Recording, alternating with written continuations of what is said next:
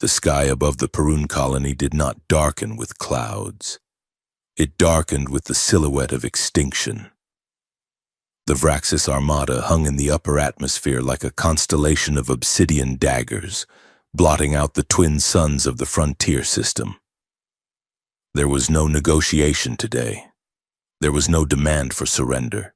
There was only the low-frequency hum of orbital bombardment cannons charging their magnetic rails, a sound that vibrated in the teeth of every human marine crouched in the trenches below. High above the panic, inside the launch bay of the flagship Sovereign's Wrath, Princess Kaelin checked the seals on her atmospheric armor. She did not need a dropship. She did not need a pilot. She was the weapon. Her skin was a canvas of bioluminescent circuitry and ritual scar tissue, the physical price of being the war-forged heir. Since the age of 6, her genetic code had been spliced, rewritten, and optimized for violence.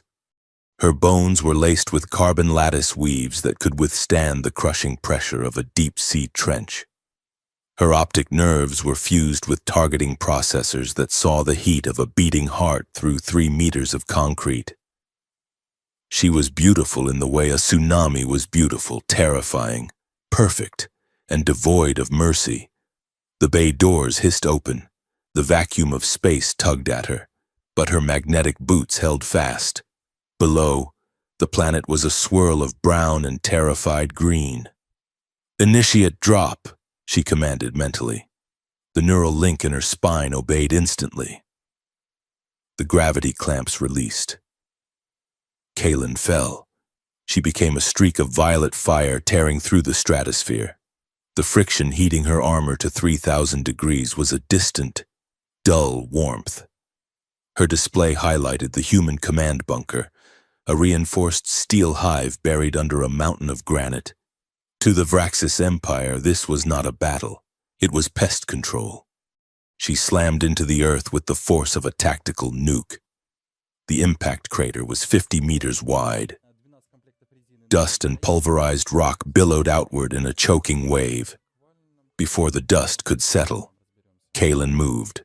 She was a blur of silver and violet, moving faster than the human mind could process fear. 2 automated defense turrets swiveled toward her. She did not break stride. She extended her right arm, and a blade of coherent plasma snapped into existence from her wrist gauntlet. With a single fluid motion, she severed the barrels of both guns. The metal glowed white-hot and slumped into slag. Human soldiers, brave and foolish, poured out of the bunker's blast doors. They fired kinetic rifles, the bullets sparking harmlessly against her kinetic shielding. Kaelin danced through the hail of lead. She did not kill with malice. She killed with efficiency. A backhand strike shattered a helmet. A sweep of her leg broke the formation. She was a dancer on a stage of mud and blood, her movements dictated by the rhythm of the slaughter. She grabbed the commander of the outpost by the throat and lifted him one-handed. His feet kicked uselessly at the air. "Where is the data cache?" she asked. Her voice was amplified by her helmet, a synthetic growl that resonated in his chest bones. The human spat blood against her visor. "Go to hell." Kaelin tilted her head. She admired the defiance, even as she despised the species.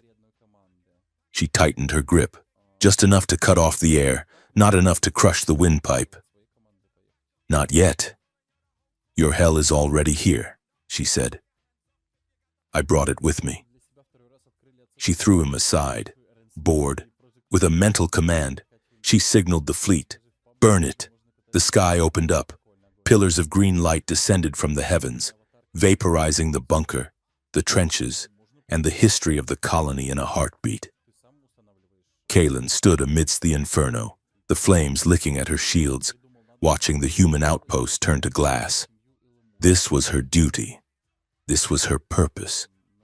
She was the avatar of the Empire's vengeance, and she would not stop until the stain of humanity was scrubbed from the star charts. 6 hours later, the silence of the Sovereign's Wrath was a jarring contrast to the scream of the battlefield. The air here was cold, scented with ozone and the sterile antiseptics of the royal quarters. Kaylin stood in her private sanctum, stripped of her armor. She wore a simple robe of woven spider silk that did little to hide the jagged lines of silver scarring running down her back and arms. These were the marks of ascension, carved into her flesh for every campaign she had won. There were 42 marks. She was only 24 years old in standard galactic reckoning. The room was dark, save for the blue glow of a massive hologram spinning in the center of the chamber. It was Earth, the blue marble, the cradle of the enemy. She walked toward the light, her bare feet silent on the metal floor.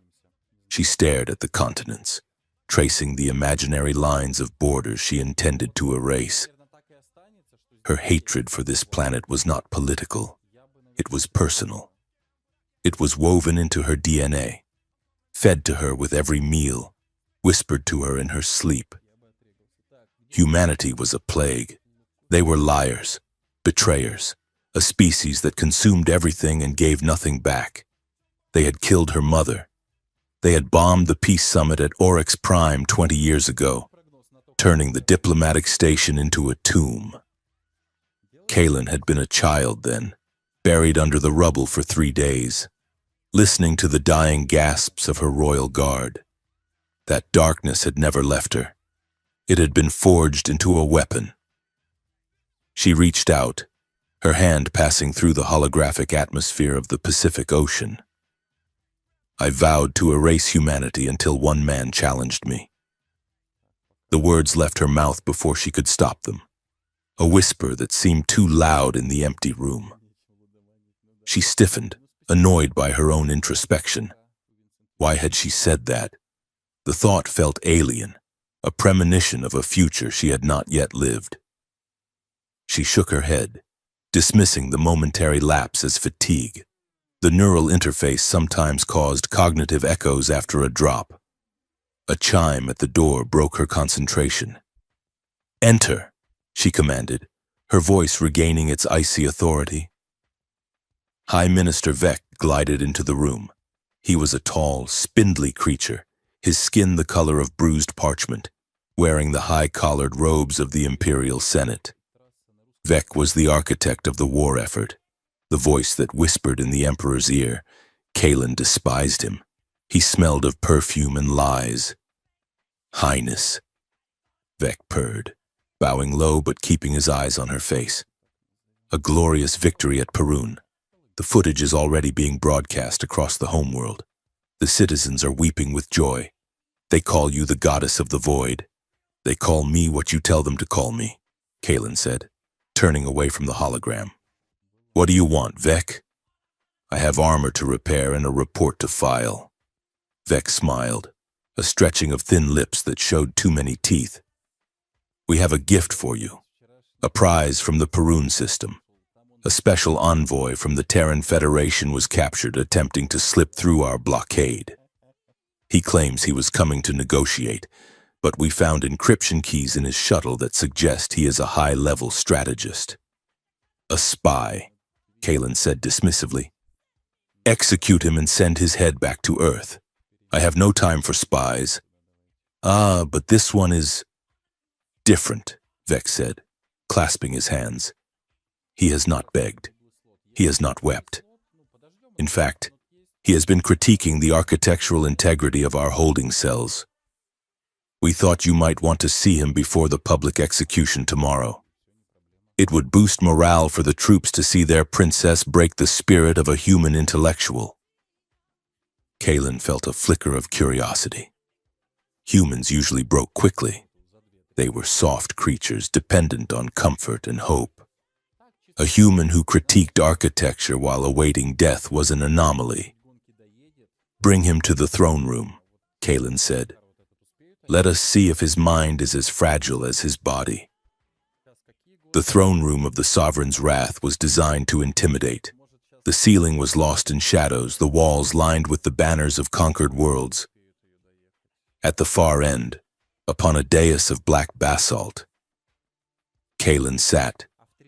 She had donned her ceremonial armor, lighter than her battle gear but still lethal, made of overlapping plates of midnight blue alloy. The heavy doors groaned open. 2 Praetorian guards dragged a figure between them. Elias Thorne did not look like a soldier. He was lean, with messy dark hair that hadn't seen a comb in weeks and a face that seemed etched with a permanent, weary amusement. He wore the gray jumpsuit of a prisoner, stained with dirt from the capture. But he walked with a strange lack of urgency. When the guards shoved him to his knees at the foot of the dais, he didn't cower. He adjusted his cuffs and looked up. His eyes met Kaelin's. They were brown, warm, and alarmingly intelligent. "So, this is the Warforged," Elias said. His voice was rough, but he spoke in High Vraxian. The dialect was flawless. He didn't just know the words, he knew the cadence, the subtle tonal shifts used by the aristocracy. Kaelin narrowed her eyes. It was rare for a human to speak the trade tongue, let alone the high court dialect. "You speak with the tongue of a noble," Kaelin said, leaning forward. "But you kneel with the dirt of a savage. Who are you?" "Human," Elias smiled. It was a crooked, disarming thing. "I am Elias Thorne, special envoy, strategist, and currently, the guy wondering why your throne room is kept at 12 degrees Celsius. It is a bit theatrical, isn't it? The whole cold queen aesthetic." The guards growled and raised their shock pikes. Kaelin raised a hand to stop them. "You are bold for a dead man," she said. "Do you know who I am?" "I know the propaganda," Elias replied, shifting his weight on his knees to get comfortable.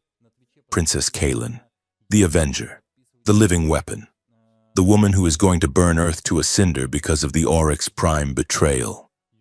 He said it casually, as if discussing the weather. "You mock the death of my mother?" Kaelin's voice dropped to a dangerous whisper. "No," Elias said, his expression sobering instantly. "I mock the story you have been told about it. But we can get to that later. Right now, I am fascinated by you." "Fascinated?" Kaelin stood up, descending the steps of the dais. She moved like a predator, closing in on wounded prey. "You should be terrified. I killed 300 of your kind today before breakfast."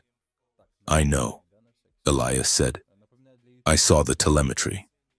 Your efficiency rating is terrifying. But that is the problem, isn't it? You are a weapon. Someone points you and you fire. Do you ever wonder who is aiming the gun?" Kaelin stopped a meter from him. She could smell the sweat and dust on him. But beneath that, there was no scent of fear pheromones. He was controlling his biochemistry, or he was truly insane. "You are a strategist," she said. "You volunteered to be captured. No ship slips through a Vraxian blockade by accident. Why are you here?" "Elias Thorne, to look you in the eye," he said. He looked up at her, and for a moment, the vast throne room seemed to shrink. "I wanted to see if the monster was real," he continued, "or if there was still a person under all that hardware." Kaelin felt a spike of anger. It was a hot, sharp sensation that she usually channeled into violence. But this man was unarmed, bound, and kneeling. To strike him now would be beneath her. "You are disappointed then," she said coldly. "I am exactly what the stories say. I am the end of your world." Elias shrugged. "I am not so sure. You hesitated when you killed the outpost commander. Just for a microsecond. The drones missed it, but I saw it. You are bored. Princess, you are tired of being the boogeyman. How dare you?" Minister Vec shouted from the side of the room. He had been watching with a sneer, but now he looked flustered. "Guards, take this filth to the incineration chamber. The execution is moved to tonight." 2 guards grabbed Elias by the arms and hauled him up. "Wait!" Elias shouted, his voice echoing off the vaulted ceiling. He didn't look at Vec. He kept his eyes locked on Kaelin. "I can prove it," he yelled, struggling against the grip of the Praetorians. "I can prove the Oryx Prime explosion wasn't a human attack." Kalen froze. The air in the room seemed to solidify. "Silence him," Vec shrieked, his voice cracking. "He is lying. It is a Terran trick. Gag him." The guard raised a fist to strike Elias, but Kalen's voice cut through the noise like a whip. "Stop." The single word was spoken softly, but it carried the weight of absolute command. The guards froze instantly, the fist hovering inches from Elias's jaw. Kalen turned her head slowly to look at Minister Vec. The politician was sweating now, his pale hands trembling. "Why are you so afraid of a liar, Minister?" Kalen asked. Vec stammered. "Highness, he seeks to confuse you, though to sow discord. It is a classic psychological tactic. We cannot let him speak." Kalen looked back at Elias. The human was breathing hard, a bruise forming on his arm where the guard had gripped him, but his eyes were burning with intensity. "You have 5 seconds, she said to Elias. "Give me one reason why I should not let them drag you out of here and turn you into ash." "Because," Elias said, his voice steady, "the encryption key for the bomb that killed your mother wasn't human code. It was Vraxian. And I know where the original data shard is hidden." The silence that followed was heavy enough to crush lungs. Kalen felt a coldness spread through her chest that had nothing to do with the room's temperature. It was the chill of a doubt she had buried for 20 years. "The encryption," she said. "What was the signature?" Elias didn't blink. "The Red Lotus." Kalen's breath hitched. The Red Lotus was an ancient Vraxian military cipher, retired 50 years ago.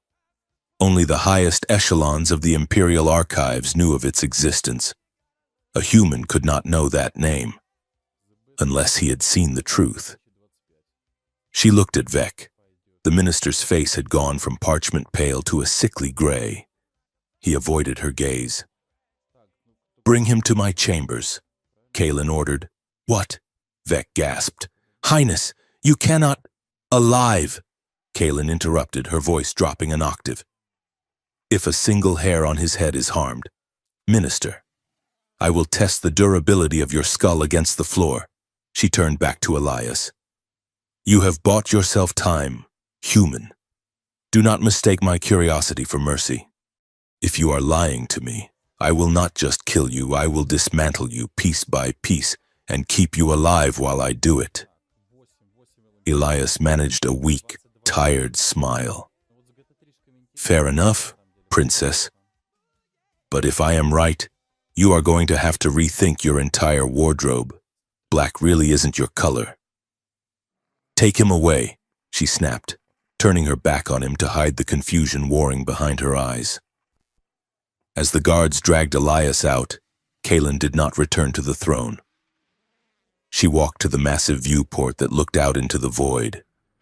The stars were cold and distant points of light. For 20 years, her rage had been a simple, straight line, a vector of destruction aimed at Earth. But if the vector was wrong, if the starting point was a lie, she looked at her reflection in the dark glass. The scarred, cybernetic warrior stared back. The Red Lotus. She tapped the comms unit in her ear. "Commander," she said. "Yes." "Highness, prepare the ship for a jump. We are leaving the fleet." "Leaving? Highness, where are we going?" Kalen watched the reflection of the human prisoner disappear as the doors closed behind him. She felt a strange sensation in her gut. It was not hunger. It was not anger. It was the thrill of a hunt. But for the first time, she did not know who the prey was. "Just get us out of here," she said, "and put a security lock on the prisoner's cell. Level 10 clearance. No one enters but me." As the engines of the Sovereign's wrath began to hum, vibrating through the floor plates, Kalen realized something terrifying. The human was right. She wasn't just a weapon. She was a weapon that had begun to think, and that made her more dangerous than any army in the galaxy. She walked out of the throne room, her cape flowing behind her like a pool of blood, heading toward the brig. The war for Earth had just paused. The war for the truth had just begun. The neural extraction chamber was a masterpiece of Vraxian engineering, designed not to break bones, but to dismantle the self. It was a sterile, circular room bathed in a harsh, antiseptic white light that offered no shadow for the mind to hide in. In the center, suspended by gravity fields that hummed like a nest of angry hornets, hung Elias Thorne. He was stripped to his waist, his skin pale against the dark, shimmering metal of the restraints. Dozens of needle-thin filaments were buried in his skull, woven directly into his cerebral cortex. They did not draw blood. They drew memories. Princess Kaelin stood behind the observation glass, her arms crossed over her chest.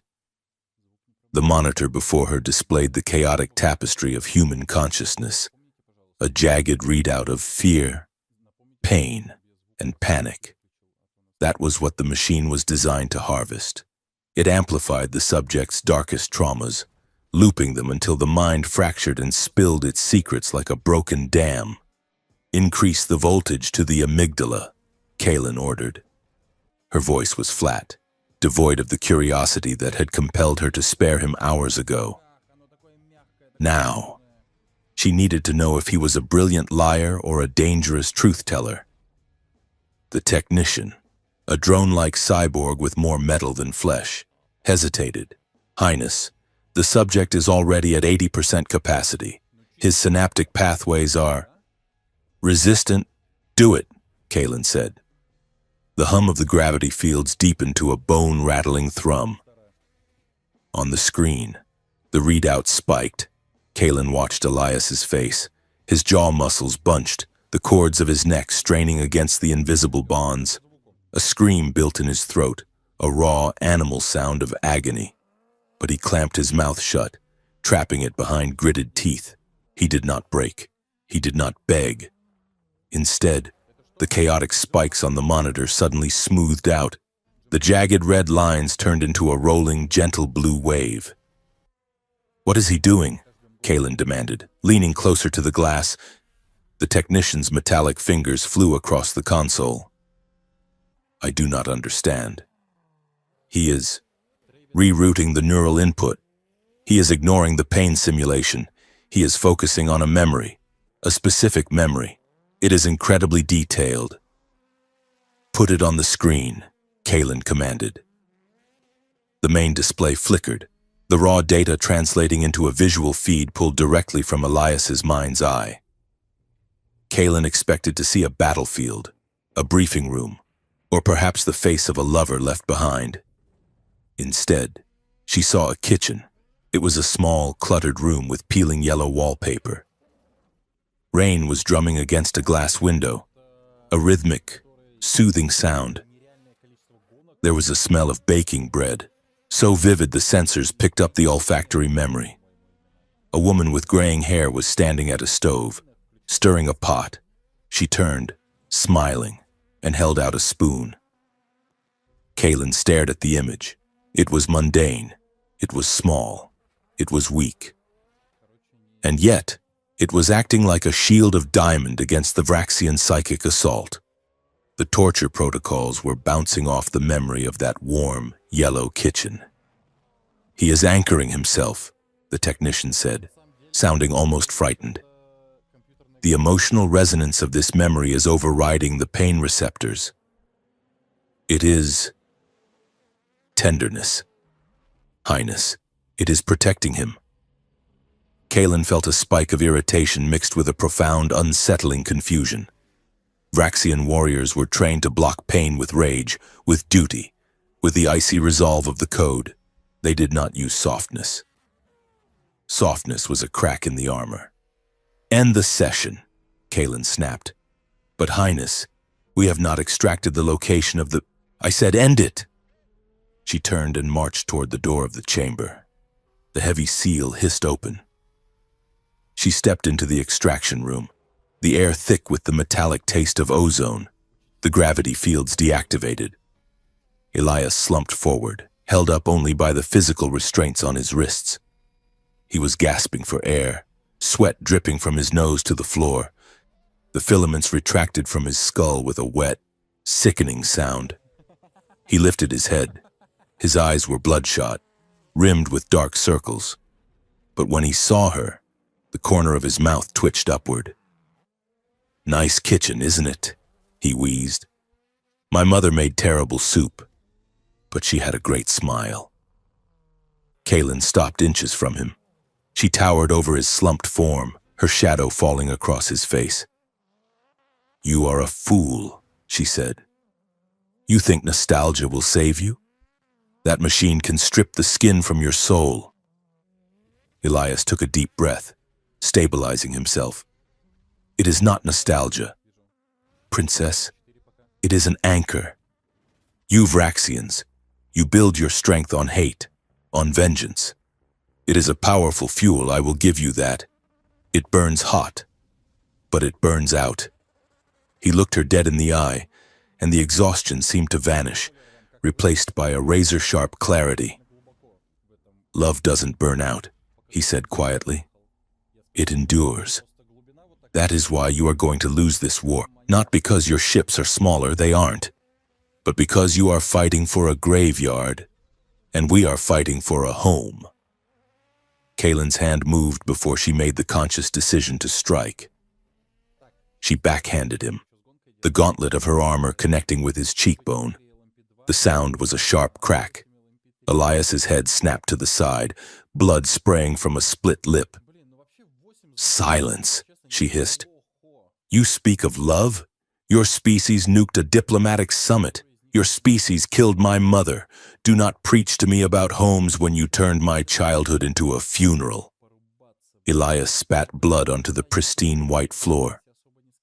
He looked back at her, and to her shock, there was no anger in his eyes, only a maddening, pitying patience. "If we did it," Elias said, his voice thick but steady, "then execute me, right now. Pull your sidearm and put a plasma bolt through my head. You have the power, you have the rage." He leaned forward as much as the restraints allowed. "But if you do, you will never know the truth about the Red Lotus, and you will spend the rest of your life as a puppet of your own grief, dancing on strings pulled by men like Minister Vec. Is that what a war-forged heir is? A weapon someone else points?" Kaylin's hand hovered over the pulse pistol at her hip. Her fingers twitched. Every instinct in her body screamed at her to kill him, to erase the voice that dared to question her reality. It would be so easy. One motion, one flash of light, silence. She gripped the handle of the weapon. She drew it halfway. Elias didn't flinch. He watched her hand, then her eyes. He was waiting for her to prove him right. Kaylin froze. If she killed him now, she wasn't executing an enemy. She was fleeing from an argument. She shoved the pistol back into its holster with a clatter. "Get him up." She ordered the guards standing by the door. "Clean him up. If he dies of internal bleeding before I get my answers, I will have you both airlocked." She spun on her heel and stormed out, her heart hammering against her ribs like a trapped bird. She told herself it was strategic necessity. She told herself she needed the data, but deep down, in the cold, lonely place she tried not to visit, she knew the truth. She hadn't spared him because he was useful. She had spared him because, for the first time in 20 years, someone had looked at her and seen a person, not a monument to death. 2 hours later, the atmosphere on the Sovereign's wrath had shifted from torture to bureaucracy. Kaylin had ordered Elias to be moved to a high-security holding block near the bridge, ostensibly to keep him close for interrogation, but in reality, to keep him away from Vec's assassins. The transfer required them to walk through the main arterial corridor of the ship, a vast hallway lined with statues of Vraxian heroes. Kaelin walked in front, her cape billowing. Elias walked a step behind, flanked by 4 armed guards. His hands were cuffed in front of him with energy shackles, and his face was bruised, but he was walking upright. A squad of junior officers snapped to attention as Kaelin passed. They slammed their fists against their breastplates and shouted, "Blood for the Void!" Then, they drew their ceremonial daggers, held them to their foreheads, spun them 3 times and sheathed them with a unison clang. Kaelin acknowledged them with a nod, but Elias let out a low whistle. "Impressive choreography," he muttered. Kaelin slowed her pace. "Do not mock our traditions, human. That is the salute of the severed cord. It symbolizes the cutting of ties to mortal fear." "Right," Elias said, loud enough for the officers to hear. "It is very dramatic. But from a tactical standpoint, you just spent 4 seconds blinding yourself with your own knife and making a loud noise. In the time it took you to spin that blade, a Terran Marine would have shot you 3 times. The officers stiffened. One of them, a young ensign with bright orange eyes, looked like he was about to explode with indignation. "It is about honor," the ensign barked, stepping out of line. "Honor is great for eulogies," Elias replied, offering the boy a friendly, crooked smile. "Speed is better for staying alive. If you want to cut ties with fear, maybe keep your eyes on the enemy, not your cutlery." A snort of laughter erupted from the back of the squad. A burly sergeant quickly turned it into a cough, but the damage was done. The solemnity of the ritual shattered. The ensign turned purple. Kaelin stopped. She turned to face Elias. "You find our ways amusing?" she asked. "I find them inefficient," Elias said. "And I am a strategist. I hate inefficiency. You Vraxians treat war like a religion. We treat it like a job. That is why you are winning the battles. But you are losing the occupation. You scare people, but you don't understand them." Kaelin stared at him. He was critiquing her empire's military doctrine in the middle of a hallway, while in chains. It was absurd, it was insulting, and it was accurate. "Move," she commanded, hiding the flicker of amusement that threatened to curl her lip. "Before I decide to test the efficiency of my blade on your neck," as they continued down the corridor. Kaelin noticed something she hadn't seen in years. The soldiers weren't just looking at her with terrified awe. They were looking at Elias. They were whispering. The human who laughed at rituals. The monster was becoming a man, and that was dangerous. The destination was not the holding cell, but the grand hangar. Kaelin had a mandatory ceremonial inspection of the new fighter wing. She could not skip it without showing weakness to the court. She had decided to bring Elias with her, forcing him to witness the might of the armada he sought to dismantle. The hangar was a cavern of steel and light, filled with rows of sleek, predatory starfighters. Hundreds of pilots stood in formation. Above, the magnetic shields held back the vacuum of space, a shimmering curtain of energy. Minister Vec was there, of course. He stood by a podium, smiling his oily smile. "Highness," Vec said, bowing, and Gux the guest. How unconventional. Kaelin ignored him. She stepped onto the inspection platform, Elias and his guards trailing. She began the review, walking down the line of pilots, stopping to inspect weapons and armor. The attack did not come from the front. It came from the shadows of the maintenance gantries above. There was no warning shout, just the distinctive thwip hiss of kinetic penetrators being fired from silenced rail rifles. The guard to Kaelin's left exploded in a spray of blue blood. "Ambush!" Elias roared. Kaelin's reflexes were superhuman. She activated her personal shield instantly, the air shimmering around her. But the attackers weren't aiming for her. They were aiming for the gravity generators. 3 shots slammed into the master stabilizers on the wall. The hum of the hangar died. Gravity failed. Chaos erupted. Hundreds of pilots, guards, and technicians floated upward, screaming. Crates, tools, and weapons became deadly projectiles. The assassins, wearing magnetic boots, dropped from the ceiling, firing into the drifting crowd. These were not Vraxian soldiers. They were humans, fanatics with suicide vests and jury-rigged armor. The Human Liberation Front. They had come to kill the princess, even if it meant blowing up the ship. Kaylin spun in midair, kicking off a fighter wing to propel herself toward the nearest assassin. She caught him by the throat, her momentum slamming him into a wall. She crushed his windpipe before he could detonate his vest. But there were too many. A dozen more dropped, surrounding the platform where Vec and the command staff were flailing helplessly. Princess. Kaylin turned. Elias had managed to hook his shackled wrists over a hydraulic line. He was swinging himself like a pendulum, using the zero gravity to gain speed. "Release the mag locks on the cargo loader," he shouted, pointing his chin toward a massive, floating shipping container drifting near the assassins. "Why?" she shouted back, deflecting a bullet with her gauntlet. "Do it! Physics is on our side." Kaylin didn't argue. She pointed her wrist computer at the loader and punched the override code.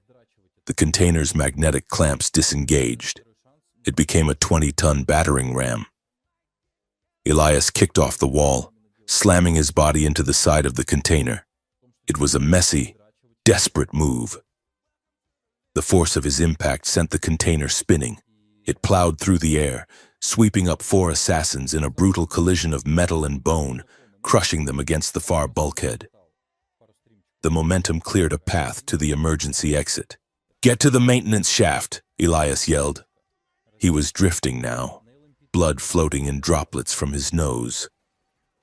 Kaylin grabbed him by the back of his jumpsuit as she flew past. She fired her grappling line, snagging the open hatch of the maintenance tunnel. The winch retracted, pulling them both out of the kill zone just as one of the surviving assassins detonated his vest. The explosion rocked the ship, fire billowing out into the vacuum, but the blast doors slammed shut behind them, sealing them in darkness. They were alone. The emergency safe room was a cramped utilitarian box, barely 2 meters square, illuminated only by the red pulse of the hazard light. The air recyclers were humming loudly, trying to scrub the smoke that had followed them in. Kaylin pinned Elias against the wall. Her forearm was pressed against his throat. "Who were they?" she demanded. Her chest was heaving, her pupils dilated. Her armor was scorched, her hair coming loose from its ceremonial braid. Elias didn't fight her. He was breathing hard, adrenaline flooding his system. "Human extremists," he gasped. "The HLF, they want total war. They think killing you will force the Federation to commit to a full-scale invasion." "They are your people," Kaylin hissed, pressing harder. "They are idiots," Elias choked out. "And they just tried to kill me too. If you hadn't noticed." Kaylin stared at him. He was right. He had saved her. He could have let the container drift. He could have let the assassin trigger the bomb while she was distracted. Instead, he had turned a shipping crate into a weapon and cleared her exit. She slowly lowered her arm. The space was too small. Her body was pressed against his, the cold alloy of her armor against the fabric of his jumpsuit. She could feel the heat radiating off him. She could smell the iron of his blood and the sharp tang of sweat. For a moment, the war outside ceased to exist. There was only the heavy, ragged breathing of 2 people who had just cheated death. "You have a terrible tactical style," Kaylin whispered. "A shipping container. It was messy, indiscriminate." "It worked," Elias said. His voice was low, vibrating in the small space. He looked down at her. He was taller than her by a few inches. His eyes dropped to her lips, then back up to her eyes. It wasn't a look of conquest. It was a look of recognition. Kaylin felt a shiver trace its way up her spine, a sensation she had not felt since before her augmentation. It was fear, but it was also something else, something electric. Her body, trained to kill, was betraying her. It was leaning toward him. "Why did you save me?" she asked. "Because," Elias said softly. "I don't want the story to end like this." He raised his hands, still cuffed, and hesitated. Then, slowly, he reached out and brushed a stray lock of hair from her forehead. His fingers were rough, warm, and shockingly gentle. Kaylin flinched, but she didn't pull away. The touch burned like a brand. She looked at his hands, hands that could have strangled her, but instead offered a caress. The silence stretched, charged with a tension that was more dangerous than the assassins outside. If she leaned forward 1 inch, the gap would close. She wanted to closing it. The realization horrified her, and she shoved him back, hard. Elias hit the wall with a thud. "This is treason," she breathed, her voice shaking. Elias didn't move, he just watched her, his expression unreadable. "Not to me." Kaylin turned away, jamming her hand against the door release. She needed air. She needed space. She needed to kill something to remember who she was. "You are no longer a prisoner," she said, her back to him. "You are now a war advisor under collar. You will be monitored 24/7. If you step out of line, the collar detonates. Do you understand?" "Understood," Elias said. The door hissed open. Kaylin strode out without looking back, terrified that if she did, she wouldn't be able to walk away again. The ambush was the catalyst. By evening, the Sovereign's wrath was in lockdown. Kaylin had purged the security detail, executing 3 guards suspected of taking bribes to lower the shields. But the damage was done. Minister Vec sat in his private quarters, watching a data pad with gleeful malice. The footage from the hangar had been recovered, but Vec didn't care about the explosion. He cared about the angle. He had a splice, a 3-second clip from a security drone that had been damaged in the blast. It showed Kaylin and Elias in the split second before they entered the maintenance shaft, Kaylin grabbing him, their bodies entangled. It looked intimate.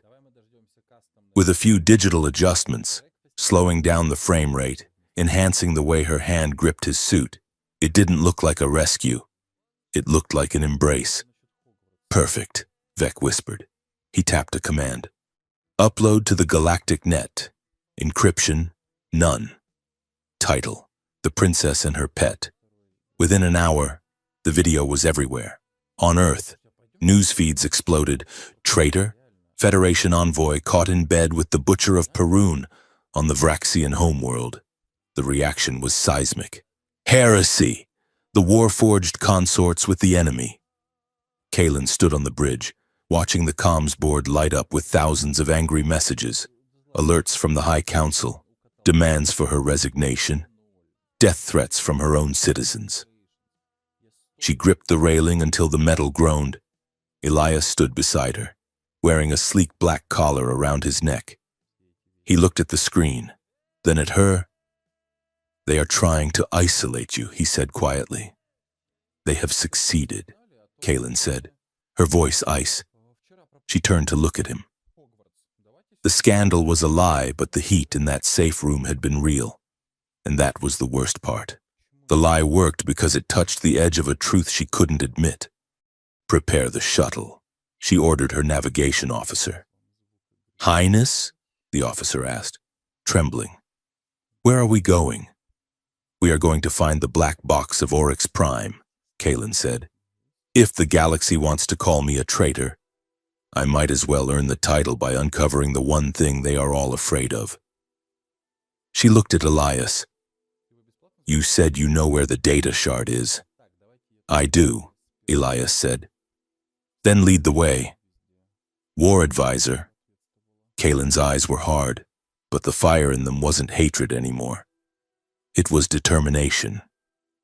And let's hope you are as good at finding secrets as you are at destroying my reputation.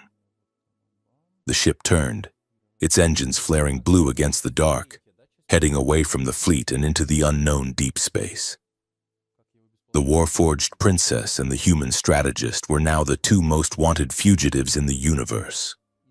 And they were stuck in the same room.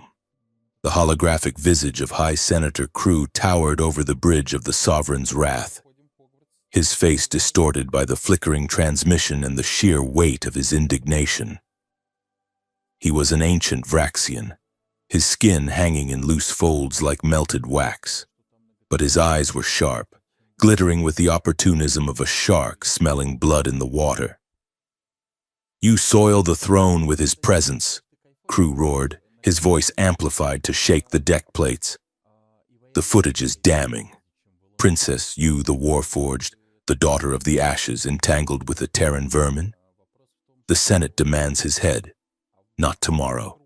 Now, eject him into the void, or we will strip you of your command codes." Kaylin stood before the hologram, her hands clasped behind her back. She wore her full ceremonial armor, the midnight blue plates gleaming under the harsh bridge lights. Beside her, Elias knelt, his collar blinking with a steady red pulse. He looked battered, his jumpsuit torn from the escape, but his head was high. Behind them, the bridge crew watched in terrified silence. They were loyal, but loyalty had limits, and treason was a contagion.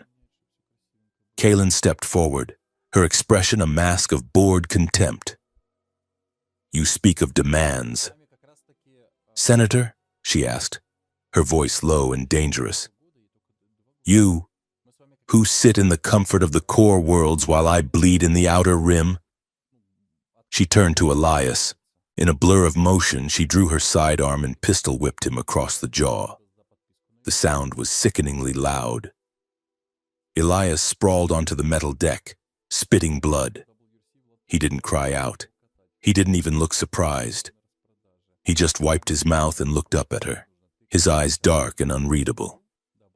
"He is not a lover," Kaylin spat, addressing the hologram while pointing the weapon at Elias's chest. "He is a library. He holds the encryption keys to the Terran defense grid. I do not discard useful tools because the Senate is squeamish. I keep him close because I own him." She placed her boot on Elias's chest, pressing down hard enough to make him gasp. "Look at him," Kaylin sneered, broadcasting her voice to the entire fleet. "Does this look like a consort? This is a spoil of war, and I will dispose of him when he is empty, not when you whine about it." Senator Crew hesitated, the wind taken out of his sails by the brutality of the display. "If he is a tool, use him," Crew grumbled. "But know this, Princess, the High Minister Vec is gathering support. If you falter, if you show 1 ounce of human weakness, the fleet will turn." The hologram winked out. The bridge remained silent. Kaylin holstered her weapon. She looked down at Elias. For a split second, the mask slipped, revealing a flash of regret so fleeting it might have been a trick of the light. "Get him up," she ordered the guards, her voice flat. "Take him to the war garden. I require his input on the star charts." As the guards hauled Elias to his feet, he caught her eye. He didn't look angry. He gave a microscopic nod. He understood the play. It was a performance, a piece of theater to buy them another day of life. But as Kaylin watched him limp away, she felt a crack forming in the ice around her heart. She had hit him to save him, but she could still feel the vibration of the impact in her hand, and it made her sick. The war garden was a contradiction in terms, located in the center of the ship. It was an artificial biome designed to remind the crew of the homeworld they were fighting for. Bioluminescent flora from the deep jungles of Vraxis Prime glowed in shades of neon violet and electric blue. The air was warm, humid, and scented with night-blooming jasmine and ozone. Kaelin stood by a stream of recycled water, staring at a cluster of singing ferns. She had dismissed the guards to the perimeter. They were alone. "You have a heavy hand, Highness," Elias said.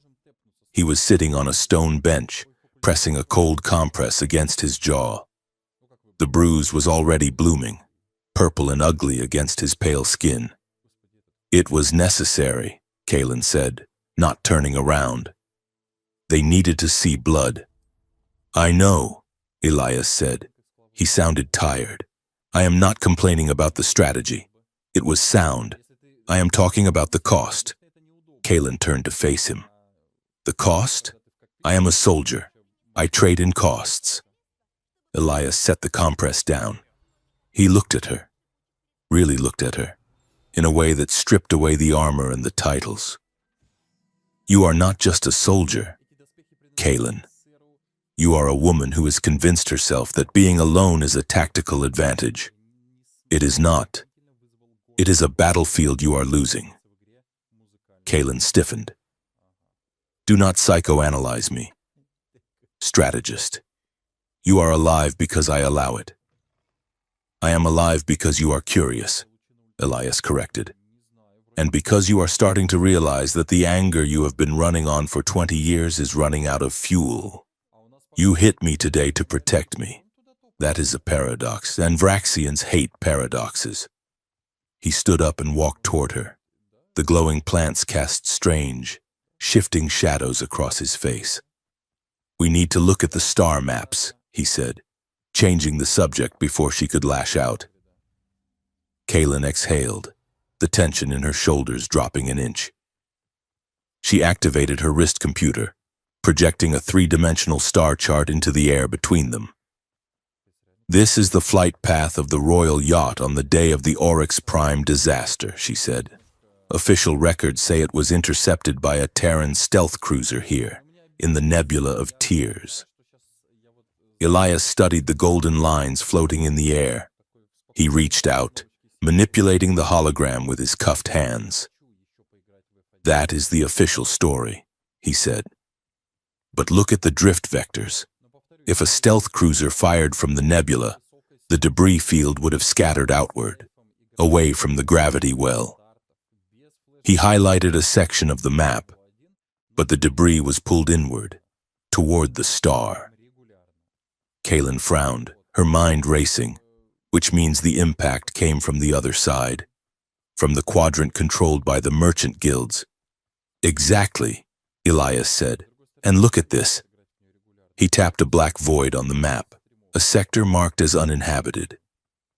"I pulled the black box data from the archives while you were arguing with the Senate. It was encrypted with the Red Lotus cipher, but I managed to mirror the key. There was a 13-second transmission before the explosion that it wasn't a distress signal. It was an automated docking handshake." Kaelin felt the blood drain from her face. "A docking handshake?" "My mother's ship was trying to dock with a station that shouldn't exist," Elias said. He pointed to the empty sector. "There is a ghost station out there, Station Novus. It is a neutral trade hub, officially off the books, a place where warlords and politicians launder their money." "If my mother was docking there," Kaelin whispered, the horror dawning on her. Then she wasn't ambushed. She was meeting someone, and that someone blew her out of the sky to keep the meeting secret. Elias finished. Kaelin stared at the map. The lines of the conspiracy were tightening around her throat. "We have to go there," she said. "It is deep in the neutral zone," Elias warned. "If we take the Sovereign's wrath, we will trigger a galactic incident." "Then we don't take the ship," Kaelin said. "We take a shuttle. We go in quiet." She looked at him, her eyes hard. "Can you pass for a traitor?" Elias smirked, despite his swollen jaw. "Princess, I can pass for anything. The question is, can you pass for anything other than a homicidal deity?" Station Novus was a festering wound in the side of the galaxy. It was a cobbled-together monstrosity of rusted hulls, asteroid rock, and neon signage, spinning slowly in the darkness of the neutral zone. It smelled of recycled air, fried protein, and desperation. Kalen and Elias walked through the crowded bazaar of the lower ring. They were a long way from the pristine halls of the Imperial flagship. Kalen wore a ragged poncho that smelled of engine grease, her face obscured by a heavy cowl. She had removed her armor, replacing it with the simple leather gear of a mercenary. It made her feel naked, vulnerable. Elias wore a trader's vest and a pair of goggles pushed up on his forehead. "Relax," Elias murmured, leaning close to her. "You are walking like you are inspecting the troops. Slouch a little." "I do not slouch," Kalen hissed. "It is bad for the spine." "You are a freelance bodyguard named Vera," Elias reminded her. "Vera slouches, and Vera does not glare at everyone who bumps into her like she is going to vaporize their bloodline." A four-armed alien merchant thrust a skewered lizard into Kalen's face. "Fresh meat, 2 credits." Kalen recoiled, her hand instantly going to the knife hidden in her boot. Elias stepped in, placing a hand on her shoulder. "Not hungry, friend. But we are looking for a data broker. Goes by the name of Moros." The merchant narrowed his eyes. "Moros? Expensive taste for a couple of drifters. He's in the gilded cage, upper ring." Elias flipped the merchant a credit chip. "Thanks." As they walked away, Kalen exhaled sharply. "I could have extracted that information in 3 seconds. And caused a riot," Elias said. "You have to learn to finesse, princess. Not everything is a nail for your hammer." They reached the gravity lift to the upper ring. It was packed with beings from a dozen worlds. Terrans, Vraxians, insectoid hive-minders. Kalen stood stiffly, trying not to touch anyone. She watched a human mother holding a child, standing next to a Vraxian dock worker. They weren't fighting. They were just standing, existing. It was disorienting. For her entire life, humans were targets. Here, they were just neighbors. The gilded cage was a casino and information hub. The air was thick with smoke and the chime of gambling machines. They found Moros in a private booth at the back. He was a cybernetic slug creature, suspended in a tank of nutrient fluid. "We want the manifest for the cycle of the Oryx Prime detonation," Kalen said, dropping her cowl. She didn't have time for finesse. Moros bubbled in his tank. "Direct. I like that. But information costs." "We have credits," Elias said. "I don't want credits," Moros's synthesized voice rasped. "I want the bounty on your heads." The lights in the booth turned red. "Trap," Kalen said, almost bored. The walls of the booth slid open. 6 heavily armed bounty hunters stepped out. They were a mixed crew, 2 humans, 4 reptilians, the Vraxian princess. One of the hunters grinned, leveling a plasma rifle, and the traitor. "This is going to be a good payday." Kalen didn't wait for them to monologue.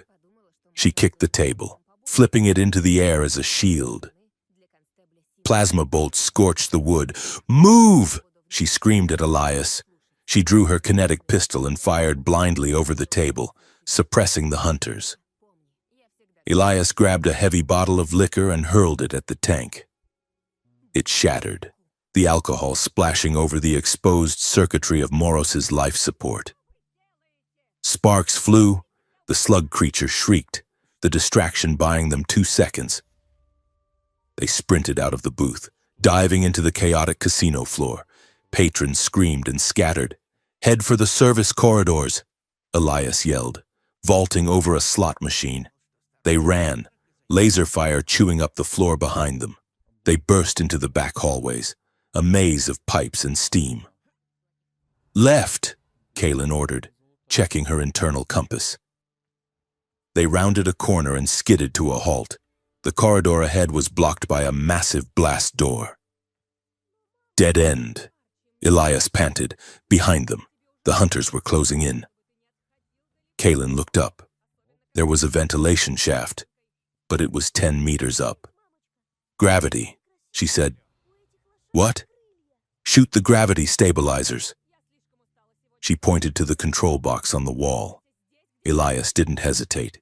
He raised the stolen blaster he had swiped from a fallen guard and fired. The box exploded. The artificial gravity in the corridor failed instantly. Kaelin and Elias floated upward, weightless. The bounty hunters rounded the corner, their feet leaving the floor as they tried to stop. They flailed, unprepared for 0G. Kaelin used the wall as a springboard, launching herself like a missile. She collided with the lead hunter in mid-air, ripping the rifle from his hands and sending him spinning into the ceiling. Elias grabbed the edge of the ventilation shaft. Kaelin! She kicked off the hunter's chest and drifted toward Elias. He caught her hand, pulling her into the shaft just as the gravity stabilizers rebooted. Below them, the hunters slammed into the floor with bone-crunching force. Kaelin and Elias crawled through the cramped tunnel, the sounds of pursuit fading. They emerged onto a catwalk overlooking the refugee sector of the station. They paused to catch their breath. Kaelin leaned against the railing, her chest heaving. She looked down. The sector below was a shantytown of tents and makeshift shelters. But what caught her eye wasn't the poverty. It was the people. A group of Vraxian deserters, recognizable by their filed teeth and gray skin, were unloading crates of food. They were handing them to human refugees. A Vraxian medic was bandaging a human child's leg. Kaelin stared, unable to process the image. "Traitors," she whispered. "No," Elias said softly, standing beside her. "Not traitors, survivors." He pointed at the medic. "That is High Surgeon Cal. He vanished from the fleet 3 years ago. The Empire said he was killed by Terran assassins. Looks like he just got tired of patching up soldiers to send them back to die." Kaelin looked at the child. The boy was laughing at something the Vraxian said. This breaks the code," she said, her voice trembling. "The code is a cage," Elias said. He turned to her. His eyes were dark with a sudden intense sorrow. "My family didn't die in a battle, Kaelin.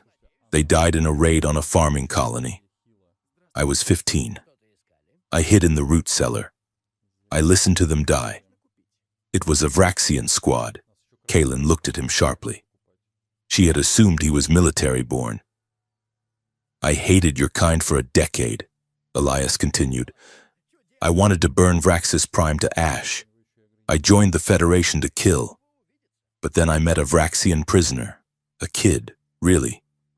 He was terrified. He showed me a picture of his sister. And I realized, vengeance without truth is just a second kind of lie. It doesn't fix anything. It just makes the hole in the world bigger." He looked at the scene below. "We are fighting a war manufactured by old men in locked rooms. Princess, you and I are just the knives they use to cut each other." Kaelin looked at him. She saw the pain in his face, a mirror of her own. She thought of her mother, dying in fire. She thought of the vow she had made, and she realized how heavy that armor had become.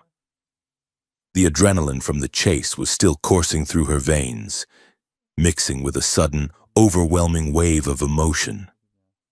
She didn't think. She just reacted.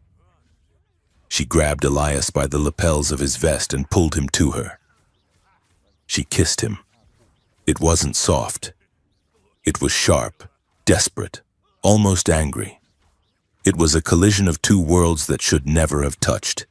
It tasted of sweat and fear and the metallic tang of blood. She kissed him like she was trying to find the answer to a question she was afraid to ask. Elias froze for a second, then his hands came up to hold her arms. steadying her. He didn't push back, but he didn't try to take control. He met her intensity with a solid, grounding presence. Kaylin pulled away as abruptly as she had started. She stared at him, her eyes wide, terrified. Her chest was rising and falling rapidly.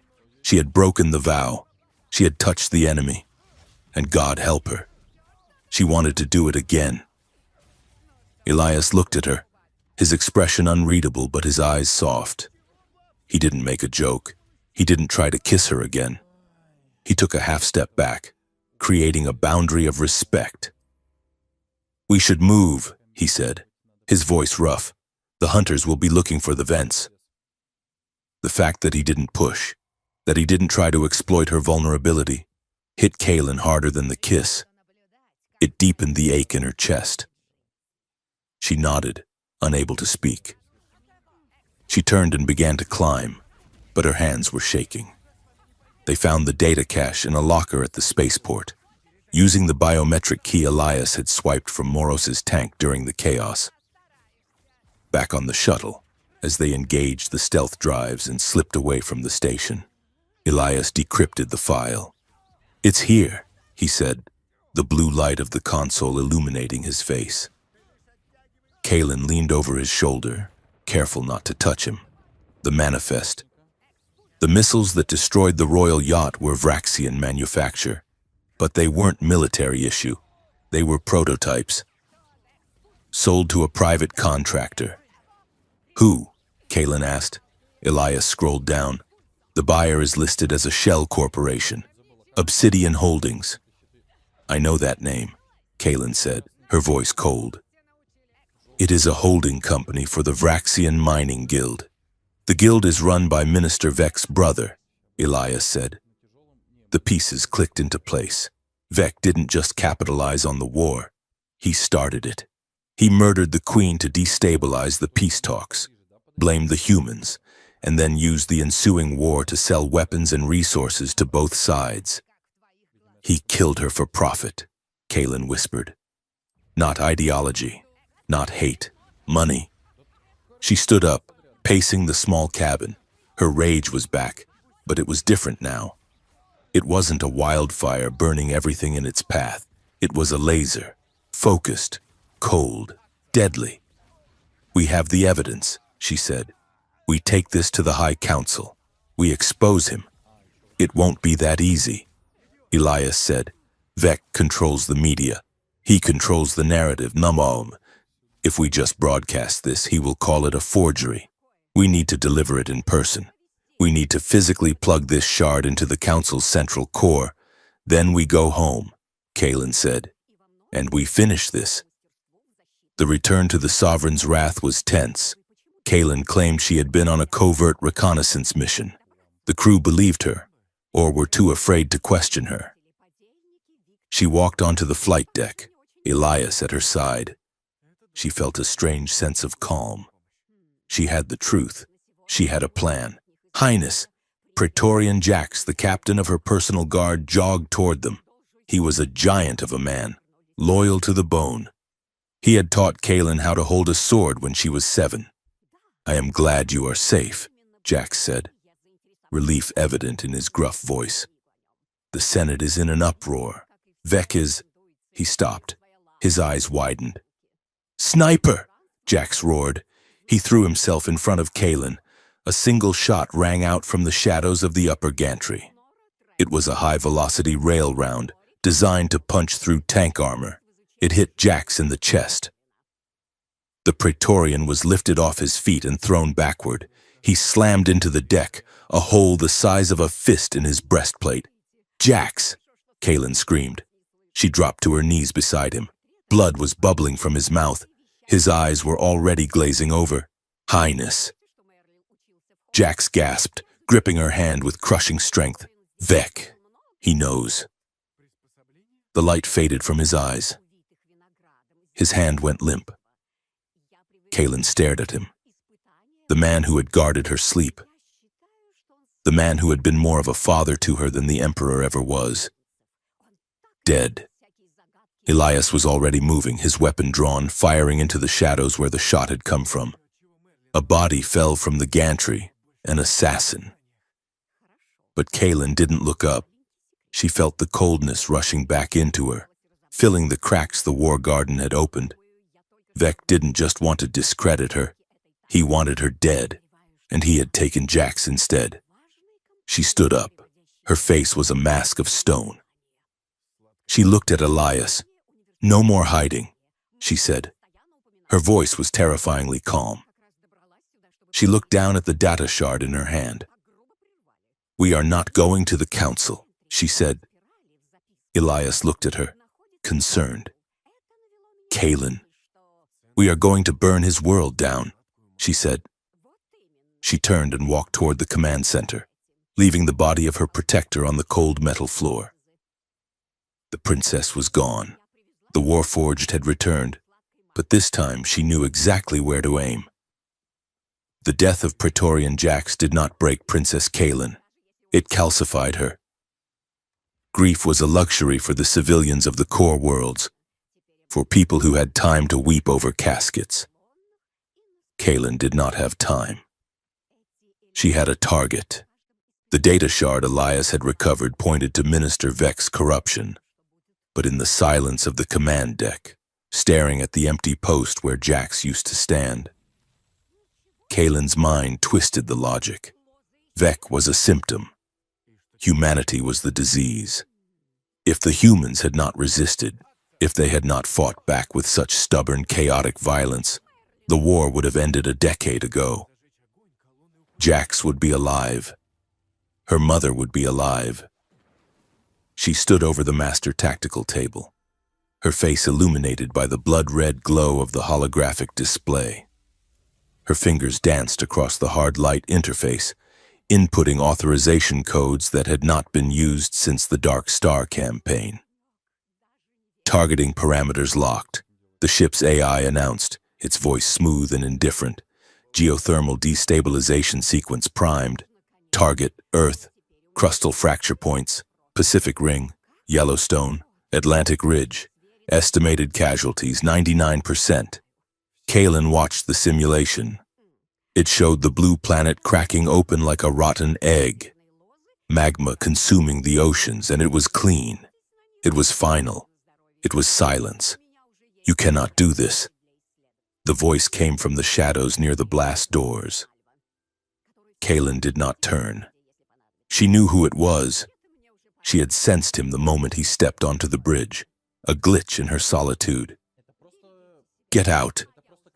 "Elias," she said. Her voice was a low hum, like a reactor on the verge of critical mass. Elias walked into the light. He was still wearing the battered clothes from Station Novus, the collar around his neck blinking a steady warning amber. He looked at the simulation of his burning homeworld, then at her. "Jax is dead," Elias said, "and it hurts. I know it hurts. But burning 6 billion people will not bring him back. It will just mean he died for a murderer instead of a soldier." Kaylin spun around, her movement so fast it blurred. She crossed the distance between them in a heartbeat, her hand closing around his throat. She slammed him against the bulkhead, her forearm pinning him to the metal. With her other hand, she drew her combat knife, the monofilament edge humming as it stopped a millimeter from his pupil. "Do not speak his name," she hissed. "You do not get to mourn him. You are the reason he is dead. If I had not wasted time saving you, he would be standing here." Elias did not struggle. His feet were barely touching the deck, his airway compressed. But he did not look at the knife. He looked at her. His eyes were maddeningly clear. "Then do it," he wheezed. "Finish it. Cut my throat. Press the button. Erase everything." He leaned his head forward, pressing his skin against the blade. A thin line of red appeared on his neck. "But be honest about why you are doing it, Kaylin. Do not tell yourself it is for the Empire. Do not tell yourself it is for Jax. You are doing it because you are terrified. Terrified? Kalen laughed, a harsh, brittle sound. I am the Warforged. I fear nothing. You are terrified of the silence, Elias whispered. Because if you stop fighting, you have to face the fact that you have been alone for 20 years. You have to face the fact that your vow was a cage, not a shield. Kalen's hand trembled. The blade nicked his skin again. She wanted to push. She wanted to drive the steel through his neck and silence the voice that stripped her bare. She wanted to watch the light go out of his eyes so she could go back to being a weapon. But she couldn't. Her muscles locked. The memory of the war garden, of his hand brushing her hair, of the kiss in the station, it all crashed against her rage like a wave against a cliff. She looked at his face, waiting for fear, waiting for him to beg. He didn't. He looked at her with a profound, devastating sadness. I would rather die honest, Elias said softly, than live as your convenient excuse for hatred. Kalen let out a strangled cry, a sound of pure frustration. She pulled the knife back and released his throat. Elias slumped against the wall, coughing. Guards! She roared. The doors slid open. 2 armored troopers marched in. Take him to the detention block, Kalen ordered, turning her back on him. Level 1 containment. If he speaks, gag him. If he moves, stun him. Just get him out of my sight. Elias didn't resist as the guards grabbed him. He looked at her back, his gaze heavy. You can lock me up, Kalen, he said, but you cannot lock out the truth. As the doors hissed shut, Kalen leaned over the tactical table, her breathing ragged. She looked at the simulation of the burning earth. It didn't look like victory anymore. It looked like ash. The fleet-wide broadcast began an hour later. Minister Vec stood on the podium of the Senate chamber, his image projected onto every screen in the Armada. He looked grave, his robes arranged to suggest the burden of leadership. Citizens of the Empire, Vec intoned, while our brave princess hesitates, paralyzed by the corruption of a Terran spy. The enemy has made their move. A grainy, highly processed video appeared next to him. It showed a massive subterranean structure on Earth. Intelligence has confirmed that the Federation is preparing to launch a tectonic resonator. Vec lied smoothly. A planet-killer weapon designed to shatter Vraxis Prime from across the galaxy. We cannot wait for the princess to find her courage. We must strike now. I am authorizing Emergency Order 66. All fleets are to initiate orbital bombardment immediately, on the detention block of the Sovereign's Wrath. Elias watched the small monitor in his cell. It's a lie, he muttered. That is a geothermal plant in Iceland. They just tint-shifted the footage to red. He paced the small cell. He had to get out. He had to stop her. But the force field was impeccable, and his collar was linked to the ship's central computer. The force field flickered. Elias stopped. The field buzzed, then fizzled out completely. The door slid open. Standing in the corridor was a Vraxian, but not a soldier. He was short, squat, and wearing a utility vest covered in grease stains and unauthorized patches. He held a data pad in one hand and a half-eaten nutrient bar in the other. You look like you need a locksmith, the alien said. Or a miracle. I charge extra for miracles. Who are you? Elias asked, stepping cautiously to the threshold. Orog, the alien said, taking a bite of his bar. Chief Engineer of Waste Disposal and Sanitation. It is a glamorous job. I know everything that goes through this ship. Literally. Why are you helping me? Orog chewed thoughtfully. I like your species. You invented the whoopee cushion and the pratfall. Vraxian humor is very dry. We have 17 words for honor and 0 words for slipping on a banana peel. A culture that appreciates the comedic value of gravity deserves to survive. He tapped his data pad. Also, The minister is a pompous windbag who cut my budget. I disconnected your collar from the mainframe. It is just jewelry now. We have to move. The princess is heading for Vec's private vault on the upper deck. She is? Elias asked. Surprised? Orog nodded. She locked you up, but she didn't launch the strike. She went to check the data.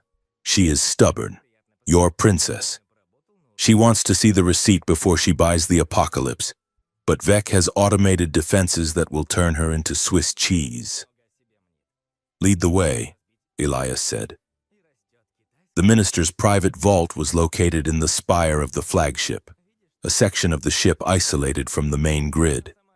It was designed to protect Vec's personal collection of artifacts and his secrets.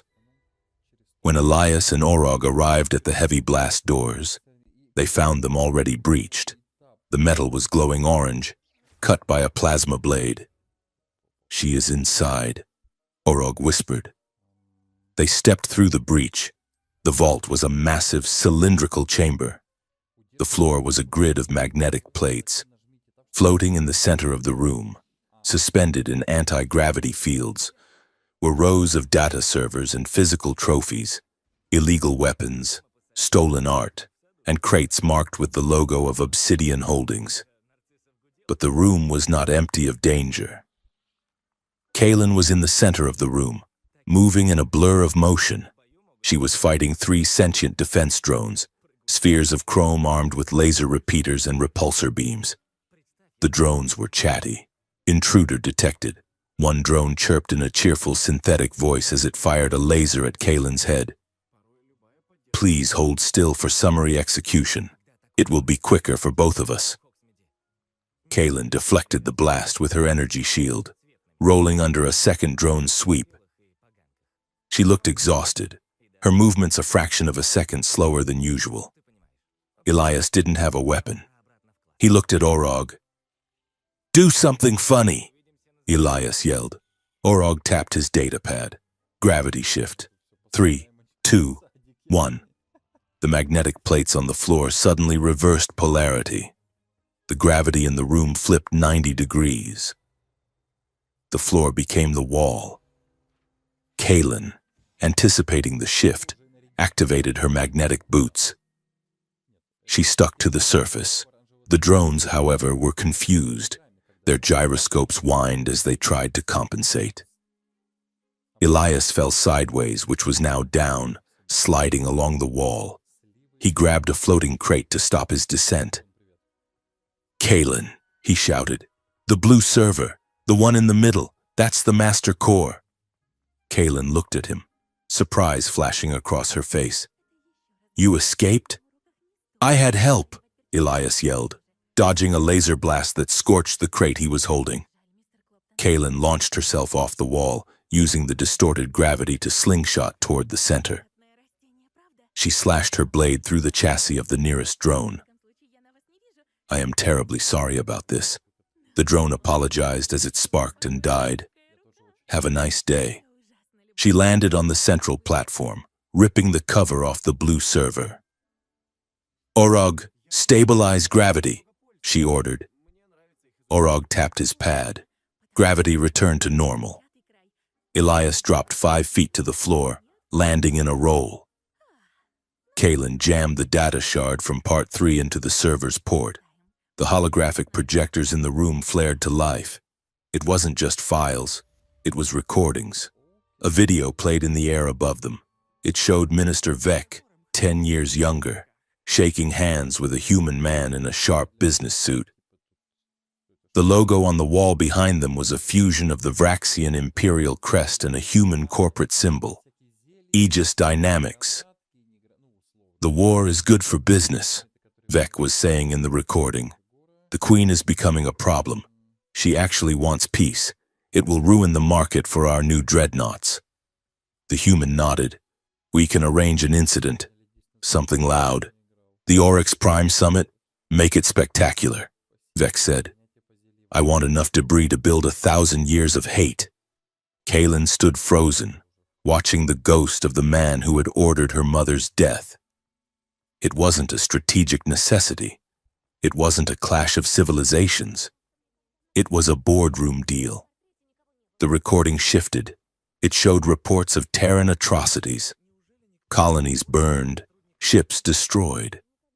But the metadata showed the ships carrying out the attacks were owned by Obsidian Holdings, flown by mercenaries. False flags, Elias said, walking up beside her. He reached out, but didn't touch her. Every major escalation of this war was engineered. They played us. Kaylin. They played both of us. Kaylin looked at the screen. She saw the order for the outpost attack she had led in Part 1. It was signed by Vec. He had sent her there not to secure the border, but to test a new line of kinetic weapons for the shareholders. She had spent her life honing herself into a weapon to avenge her mother, and the man who sharpened her was the one who pulled the trigger. The realization didn't come with a scream. It came with a collapse. Kaylin's legs gave out. She fell to her knees, the armor clattering against the metal floor. The invincible war-forged princess, the terror of the Outer Rim, dissolved. She bowed her head, her hands gripping her knees so hard the metal gauntlets creaked. "It was all a lie," she whispered. Her voice was small, broken, every drop of blood, every scar. It was all for nothing. She began to shake, not the trembling of rage, but the deep seismic shuddering of a soul coming apart. Elias knelt in front of her. He didn't say, "I told you so." He didn't offer platitudes. He reached out and unlatched her gauntlets. He pulled them off, revealing her trembling hands. Then he unclasped the heavy gorget at her neck. He stripped the armor away piece by piece, until she was just Kaylin. Then he pulled her into him. She collapsed against his chest, grabbing the fabric of his jumpsuit like it was the only solid thing in the universe. A sob ripped its way out of her throat, a raw, ugly sound that had been buried for 20 years. She wept for her mother. She wept for Jax. She wept for the girl she had killed to become the soldier. Elias held her. He wrapped his arms around her and rested his chin on the top of her head.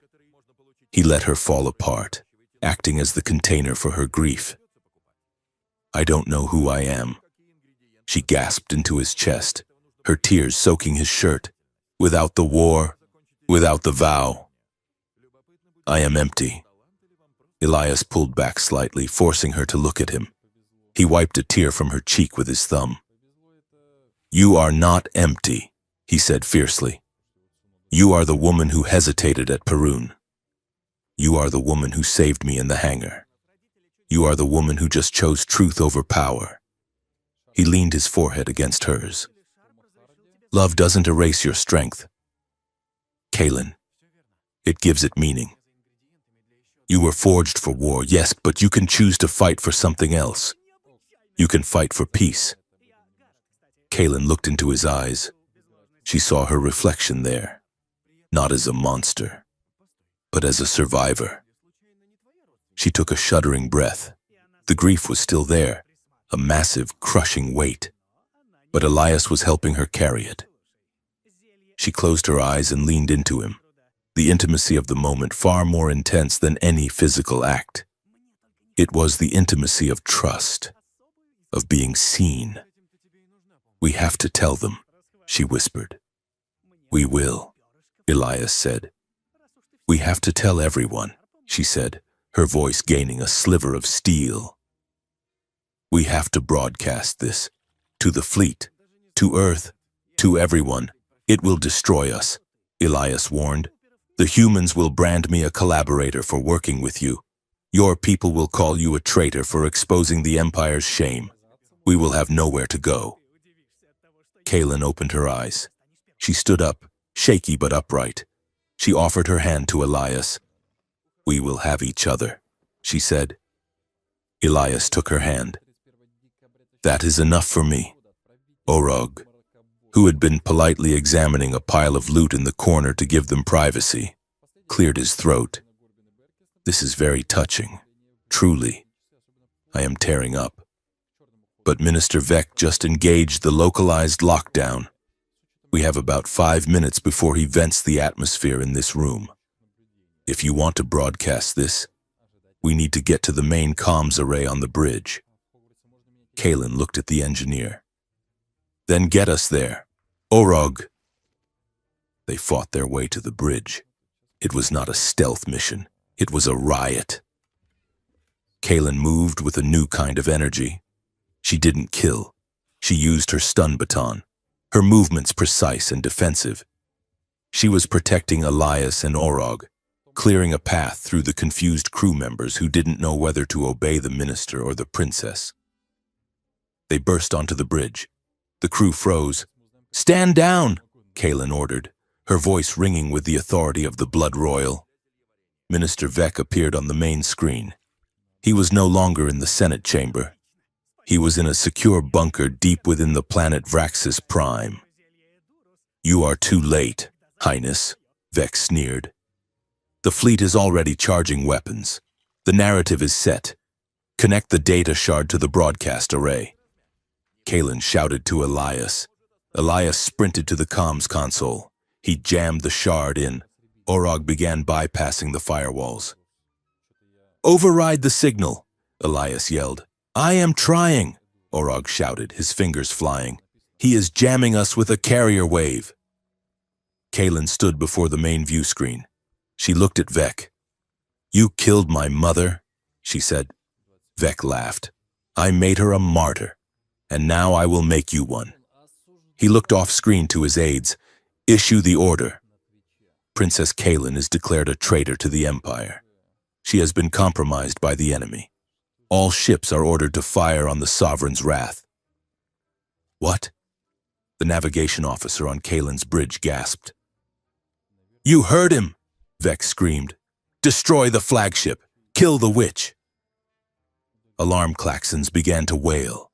On the tactical display, Kalen saw the icons of the surrounding escort ships turn red. They were locking weapons on their own flagship. "Elias!" Kalen yelled. "Almost there!" Elias gritted out. The ship shuddered as the first warning shots impacted the shields. "We need time," Kalen shouted. "I can't give you time," Orog yelled. "I'm an engineer, not a magician." Kalen looked at the comms officer. "Open a channel, not to the fleet, to the open frequency, to everyone. Channel open." Kalen stared into the camera. She didn't wear her armor. She looked tired, bruised, and human. "This is Princess Kalen," she said, her voice projecting to every ship in range, both Vraxian and human. "Stop firing." The sheer audacity of her voice caused a momentary pause in the barrage. "The war is a lie," she said, "and I have the proof. On the screen, the upload bar hit 99%. Vec's face twisted in fury. "Kill her. Blow that ship out of the sky." A massive dreadnought, the Hand of Glory, began to power its main railguns. The Sovereign's wrath was outgunned. They had seconds left. Elias looked at Kalen. He reached out and took her hand. "If we die," he said, "we die honest." Kalen squeezed his hand. "Upload complete," Orog shouted. The screens on every ship in the sector flickered. Vec's face disappeared. In its place, the recording of the handshake played. The metadata scrolled.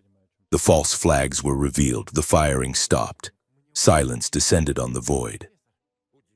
Then, Vec's voice cut through the static, desperate and shrill. "It is a trick, a Terran fabrication. I am the minister. I am the state." But it was too late. The truth was out. However, Vec was not defeated. He was cornered, and a cornered animal bites. On the bridge, the lights turned red. Unauthorized access. The ship's computer announced, "Command override initiated by High Minister Vec. Life support disabled. Self-destruct sequence initiated." Kalen looked at the timer. 5 minutes. "He is scuttling the ship," Orog said, his face pale. "He wants to bury the evidence along with us." Kalen looked at Elias. The broadcast was out, but if they died now, Vec could spin the narrative. He could claim the recording was their final act of sabotage. "We have to survive," Kaylin said. She turned to the crew, the men and women who had watched her grow up. "Evacuate the ship," she ordered. "Get to the escape pods." "What about you, Highness?" the navigation officer asked. Kaylin looked at the main console. "I have to hold the manual override to keep the doors open for you." "I'm staying," Elias said immediately. "Me too." Orog sighed. "I hate escape pods. They smell like vomit." Kaylin nodded. She looked at the view screen, at the fleet hovering in uncertainty. "This isn't over," she said.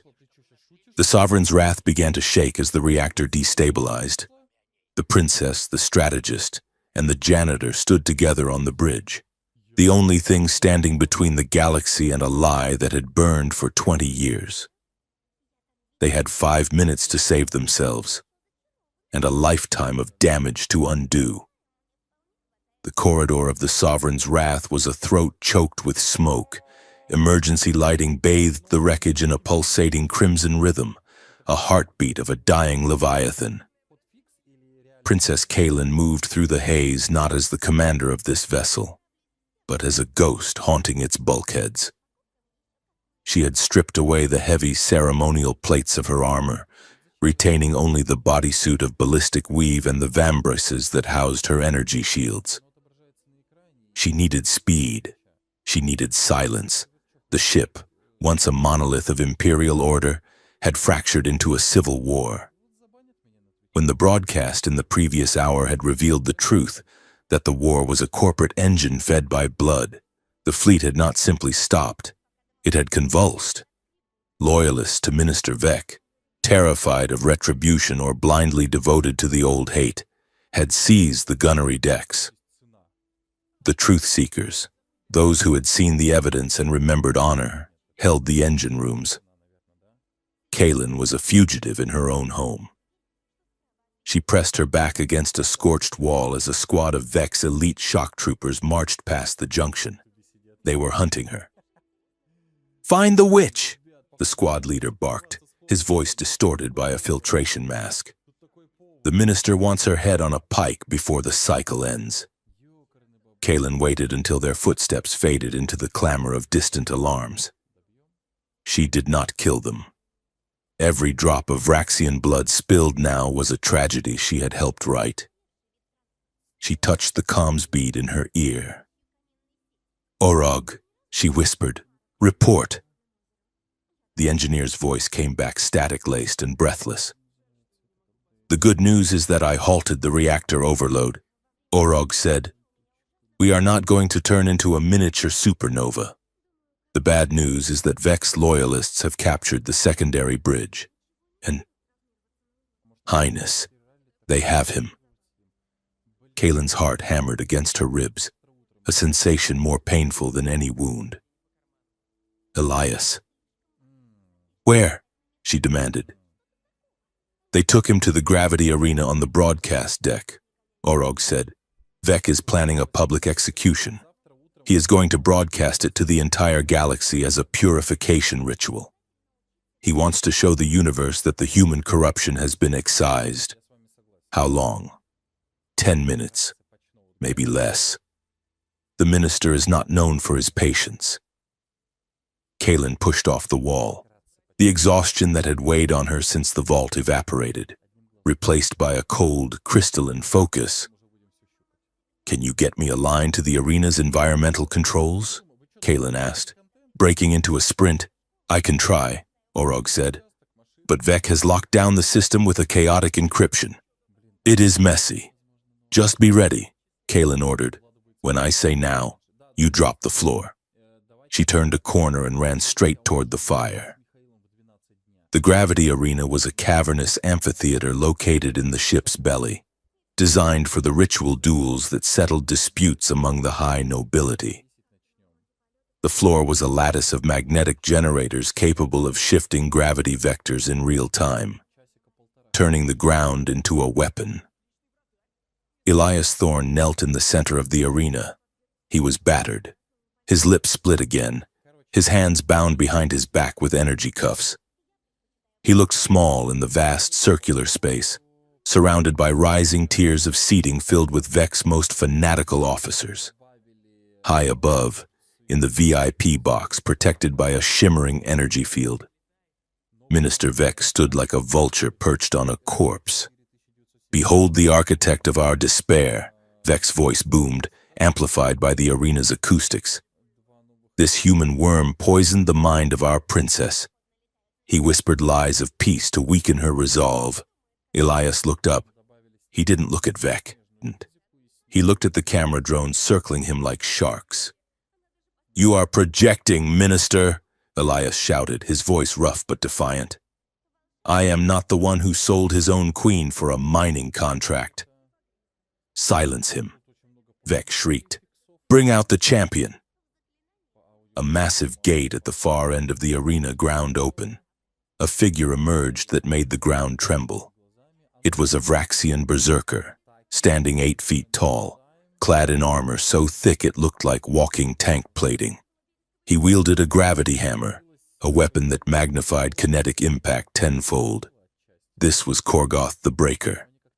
Elias swallowed hard. He looked at the hammer, then at the camera. "If I am going to die," he said to the galaxy watching him, "let the record show that I was right and that Minister Vec wears a girdle." The officers in the stands jeered. Korgoth roared, a sound like tearing metal, and charged. Elias closed his eyes, bracing for the impact. The impact never came. A blur of violet motion dropped from the ventilation shafts in the ceiling. Kaelin landed between Elias and the charging giant. She hit the ground in a crouch, the impact cracking the magnetic tiles. She didn't have a weapon. She didn't need one. As Korgoth swung the massive hammer, Kaelin stepped inside the arc. She moved faster than thought. She grabbed the handle of the hammer just below the head, using the giant's own momentum against him. She twisted her body, pivoting on one heel. With a shout of effort, she redirected the strike, guiding the hammer into the floor. Boom! The shockwave knocked Elias onto his side. Korgoth stumbled, his grip on the weapon broken. Kaelin stood over Elias, her hair wild, her eyes burning with a terrifying light. "Get up, strategist," she said, not looking back at him. "We have work to do." "Kaelin!" Vec screamed from his box, clutching the railing. "Kill them both! Tear them apart!" Korgoth recovered, pulling a secondary weapon, a serrated plasma axe, from his back. He roared and charged again. Kaelin looked at the giant. She was half his size. She was tired. She was hurt. But she was the Warforged. "Orog! Now!" she screamed into her comms. The gravity generators whined. Suddenly, the gravity in the arena shifted. Down became sideways. The floor tiles magnetized. Kaelin, anticipating the shift, activated her boot clamps. Korgoth did not. The giant was lifted off his feet, flailing as he fell toward the east wall of the arena. Elias slid across the floor, which was now a vertical wall. "Cut the cuffs!" Kaelin yelled, sprinting up the vertical surface toward the broadcast terminal on the far side. "I am working on it." Orog's voice squeaked in her ear. The cuffs around Elias's wrists deactivated with a spark. He rubbed his wrists, grabbed a discarded stun baton from the floor, and looked at the orientation of the room. "Physics," he muttered. "I love physics." He scrambled toward the terminal where Kaelin was providing cover. Korgoth had managed to orient himself on the wall and was climbing toward them, his axe digging into the metal for grip. "Hack the feed," Kaelin ordered, turning to face the monster. "I will hold him off." Elias reached the console. It was locked with biometric encryption. "I need a minute," Elias yelled, his fingers flying across the holographic interface. "You have 30 seconds, Kaelin replied. Korgoth lunged, swinging the axe. Kaelin ducked, the plasma blade singing over her head, singing the hair on her arms. She punched the giant in the knee joint, aiming for the hydraulic weakness. He grunted but didn't fall. He backhanded her, sending her skidding across the wall. Kaelin tasted blood. She spat it out and grinned. "Is that all you have?" she taunted. "Outside the Sovereign's wrath?" The situation was deteriorating into apocalypse. The human fleet, led by General Vance, had arrived. They saw a Vraxian armada in chaos, ships firing on one another. Vance, a hardliner who believed the only good alien was a dead one, saw an opportunity. "All ships," Vance ordered from the bridge of the Terra Nova, "charge the main batteries. We are going to decapitate the snake while it is eating its own tail. Target the flagship. Total saturation." "General, wait," a comms officer shouted. "We are picking up a signal from the Vraxian flagship. It is on the universal frequency." "Ignore it," Vance snapped. "It is a trick. Fire in 2 minutes." Inside the arena, Kaelin was losing. The gravity shifted again. Orog was struggling to maintain control against Vex counterhacks. The room spun. Up became down. Kaelin fell toward the ceiling, catching herself on a lighting rig. Korgoth landed heavily next to her, his axe chopping through the metal strut she was holding. She dropped, landing hard on the central platform. Her shield generator whined and died. She was defenseless. Korgoth raised the axe for the killing blow. "Highness!" Elias screamed. He abandoned the console. He didn't have a weapon that could hurt the giant, but he had a mind that saw patterns. He saw the gravity generator node pulsing directly behind Korgoth's head. Elias threw the stun baton. It wasn't aimed at the giant. It was aimed at the node. The baton struck the generator. Sparks showered down. The node overloaded. For a radius of 3 meters around the giant, gravity intensified by 500%. Korgoth froze. His armor, designed to withstand vacuum, groaned under the sudden crushing weight. The axe fell from his hand, clattering to the floor as if it weighed a ton. The giant collapsed to his knees, then to his chest, pinned by the invisible hand of physics. Kaelin stared at the immobilized monster, then at Elias. "Nice throw," she panted. Elias shrugged, sweat dripping from his nose. "I aimed for the shiny thing." He turned back to the console. "I am in," he said, linking the data shard to the live feed, broadcasting. Now, the screens on the Terra Nova, on the Sovereign's wrath, and on every holovid in the system flickered. The image of Vex Duel vanished. Instead, the galaxy saw the documents, the undeniable, cold, hard data. The order for the assassination of the Queen, signed by Vec. The transfer of funds from Obsidian Holdings to the Human Liberation Front. The blueprints for the false flag attacks. On the bridge of the Terra Nova, General Vance froze. His finger hovered over the fire button. "My God," he whispered. "We were shooting at ghosts." In the arena, Minister Vec saw his life's work crumble on the giant monitors. The crowd in the stands went silent. The jeering stopped. The soldiers lowered their weapons. Vec's face appeared on the main screen, red with fury. "Lies!" he screamed, his composure shattering. "They are weak. Look at them. A Vraxian princess coupling with a human dirt farmer. It is disgusting. It is a pollution of our bloodline." Kaelin walked to the center of the arena. She signaled Elias to give her the audio feed. She stood tall, blood dripping from her chin, her clothes torn, stripped of her armor. She had never looked more regal. "You call it pollution, Minister," Kaelin said, her voice steady and carrying to the ends of the system. "I call it evolution." She looked directly into the camera lens. "I was raised to believe that strength meant solitude, that to feel was to fail. I vowed to erase humanity because I thought they were monsters. But the only monster I see is the one who sold our grief for profit." She reached out and took Elias's hand. The crowd gasped. A Vraxian touching a human, skin to skin. without violence. This man challenged me, Kalen continued.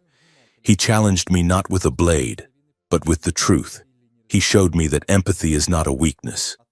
It is the only thing that separates a warrior from a murderer. She squeezed Elias's hand, and he squeezed back. A silent anchor in the storm. I am Kalen of House Vraxis. I am the Warforged, and I am telling you that the war is over. The enemy is not the humans. The enemy is the lie we were told to keep us obedient. The silence that followed was profound. It was the sound of a worldview shattering. Then, a sound cut through the silence. It was a squelch. Orog's voice came over the PA system. Oops, wrong button. Sorry, everyone. While we are sharing truths, I found this in the minister's private cloud storage. Enjoy. A video popped up on the screens next to Kalen's face. It was Minister Vec, sitting in a lavish bath, playing with a rubber duck. He was speaking into a recorder. These soldiers are so gullible. The recording of Vec said, his voice pompous and tinny. I tell them honor, and they march into the meat grinder. And the smell. By the void. Why do the poor smell like ozone and desperation? I cannot wait to retire to the pleasure moons with my bonus check. The Vec in the recording made a rude noise with his mouth and splashed the water. In the arena, a single soldier laughed, then another. Then a human on the Terra Nova chuckled. The laughter spread like wildfire. It wasn't joyful laughter. It was the laughter of disbelief, the laughter that breaks the spell of fear. The great and terrible Minister Vec was just a naked, greedy old man in a bathtub. Vec, watching from his box, turned a shade of purple that defied the spectrum. Enough, he screamed. If I cannot rule this galaxy, I will break it. He slammed his hand onto a red button on his command chair. Deep in the bowels of the Sovereign's wrath, the tectonic resonator, the weapon Vec had accused the humans of building, hummed to life. It wasn't aimed at a planet. It was aimed at the ship's own dark matter core. Warning, the ship's AI announced, core destabilization imminent.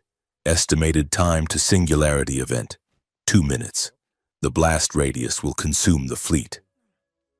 Vec activated his personal teleporter. Goodbye, idiots, he sneered.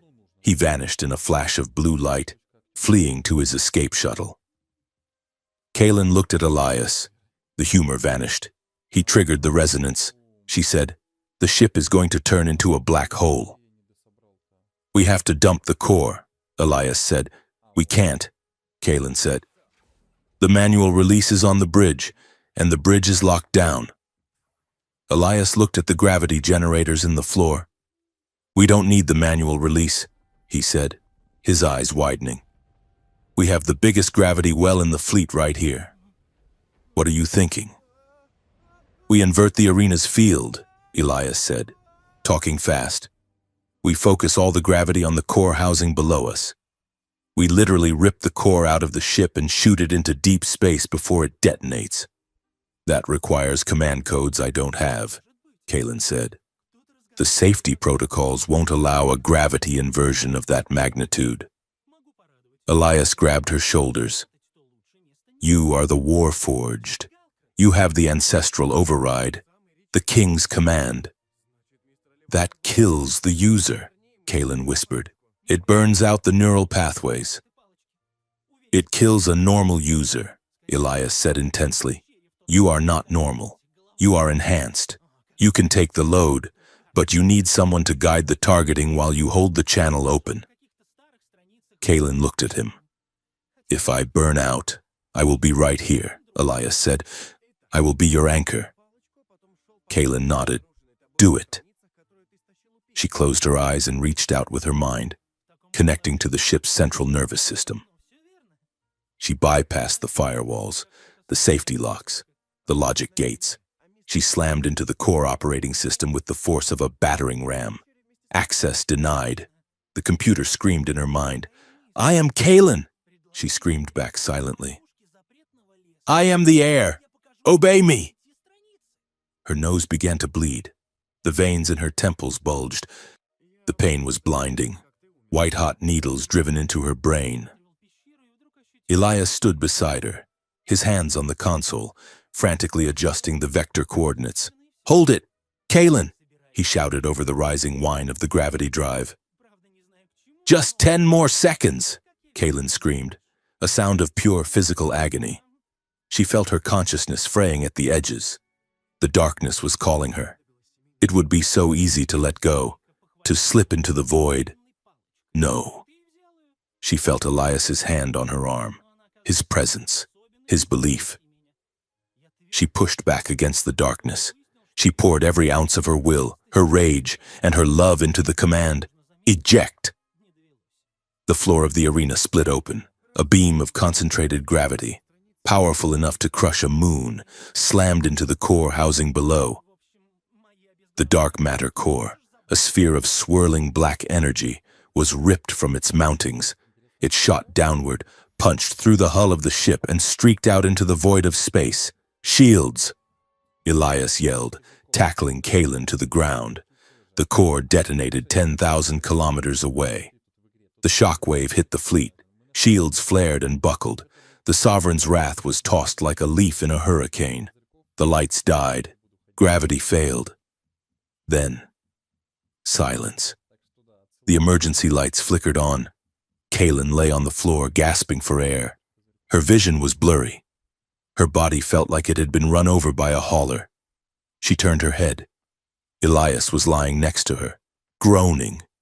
Did we get it?" he wheezed. Kalen looked up at the view screen, which had miraculously rebooted.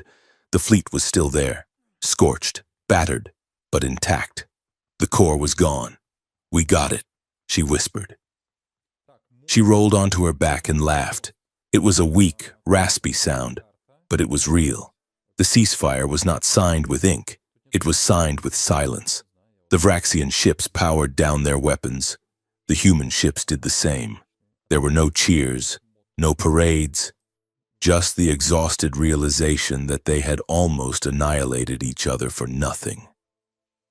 3 hours later, Kalen stood on the command deck of the Sovereign's Wrath.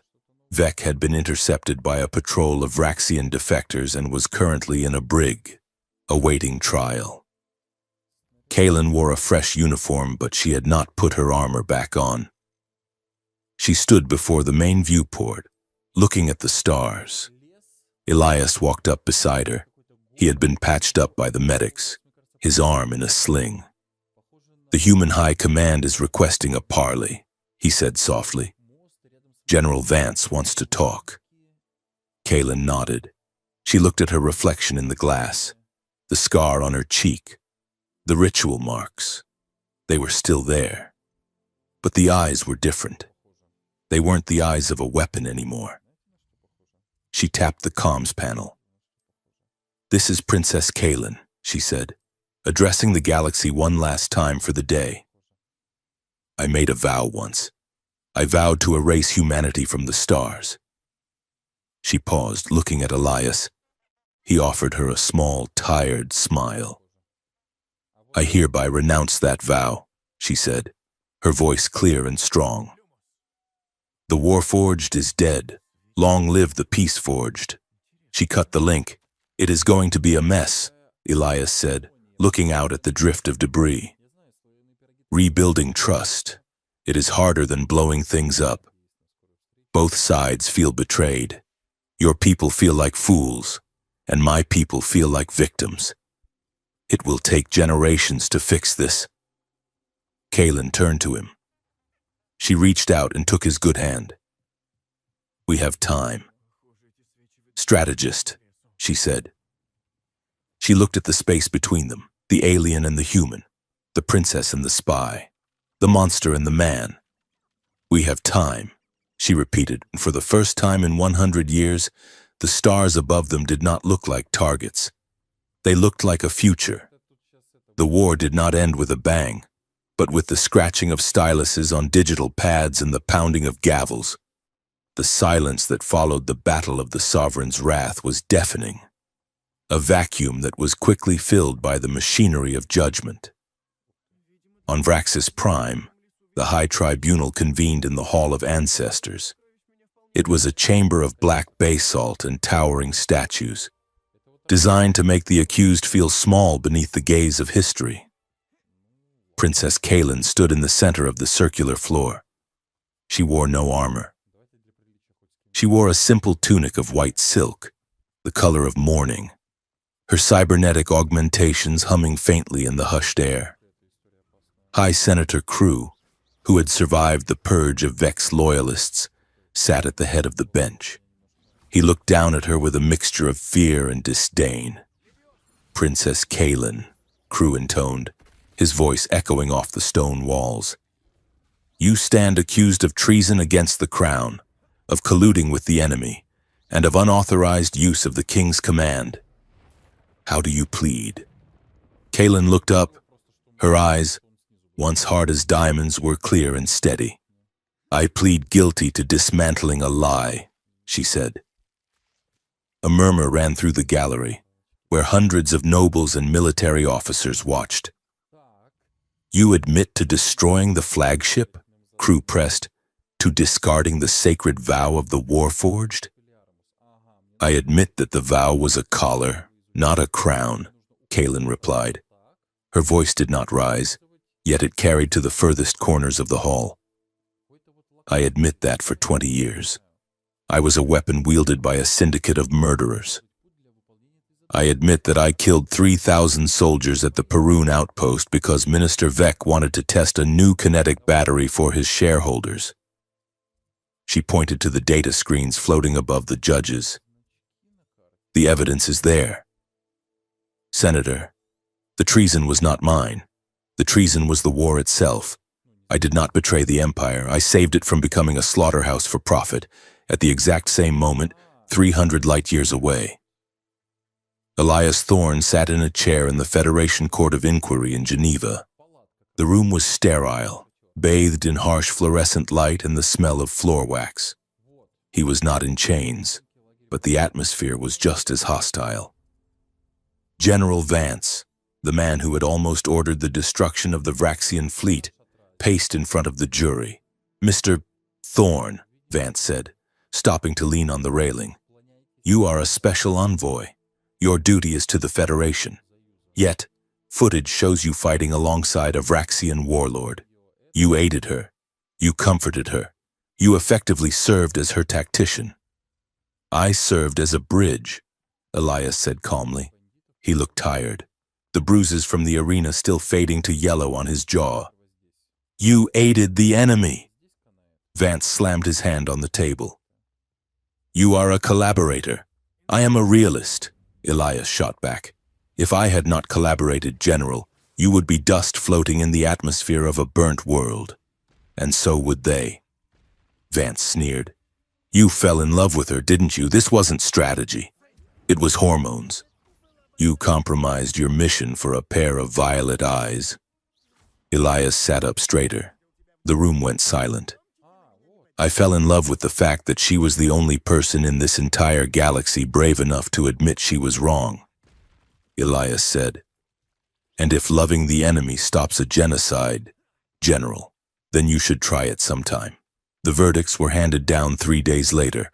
On Vraxis Prime, Kaelin was stripped of her military rank but retained her royal title. The evidence against Vec, who was currently screaming his innocence from a maximum security cell, was too overwhelming to ignore. The populace, having seen the videos of Vec mocking them, was on her side. She was acquitted of treason but placed on probationary oversight. On Earth, Elias was dishonorably discharged from the military but granted a presidential pardon for actions taken in extreme duress that preserved planetary security. It was a polite way of saying they couldn't jail the savior of the world, but they didn't want him in uniform anymore. They met a week later on Station Novus, the neutral ground where their alliance had truly begun. The station was no longer a wretched hive of scum and villainy. It was currently the center of the galaxy's media attention. Reporters from both species swarmed the docking bays. Kaelin waited for him in the same observation deck where they had watched the refugees. She wore civilian clothes, a long coat and trousers. When Elias walked in, carrying a duffel bag, he looked like a drifter again. "You look terrible," Kaelin said, a small smile touching her lips. "You look like you just survived a shark tank," Elias replied, dropping his bag. They didn't run to each other. They didn't embrace with the desperation of the battlefield. They stood a few feet apart, feeling the strange, heavy air of peace. "The headlines are calling us the Romeo and Juliet of the nebula," Elias said, grimacing. "It is nauseating. It is better than being called the butcher and the traitor," Kaelin said. She turned to look out the viewport. "Half my people still think I am weak," she said softly. "They think I let the humans win, and half my people think I am a brainwashed pet," Elias said, stepping up beside her. "They think you are controlling my mind with pheromones." Kaelin laughed, a short, sharp sound.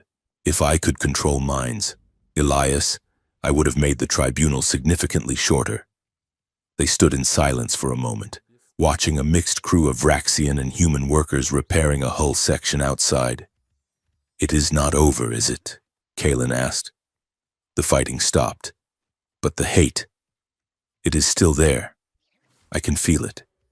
It is like a poison in the water. "Love doesn't fix political trauma overnight," Elias said. "We stopped the bleeding, Kaelin. Now we have to stitch the wound. And that is going to hurt just as much as the injury." The stitching began at Oryx Prime. It was the site of the Peace Summit bombing 20 years ago, the graveyard of Kaelin's childhood. For 2 decades, it had been a forbidden zone, a cratered wasteland patrolled by automated drones. Kaelin returned there alone, or so she thought. She landed her shuttle amidst the ruins of the diplomatic hall.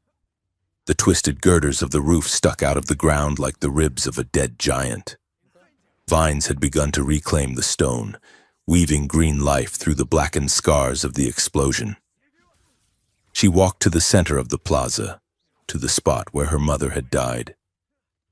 There was no statue there, just a scorch mark that time had failed to erase for 20 years.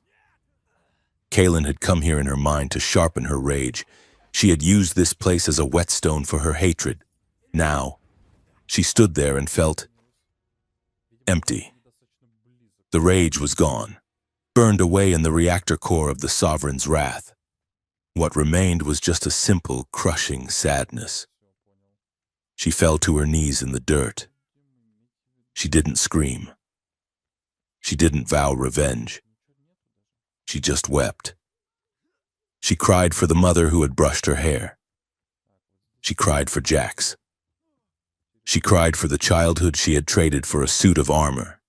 She cried until her throat was raw and the sun began to set, casting long orange shadows across the ruins. She heard a footstep behind her. She didn't reach for a weapon.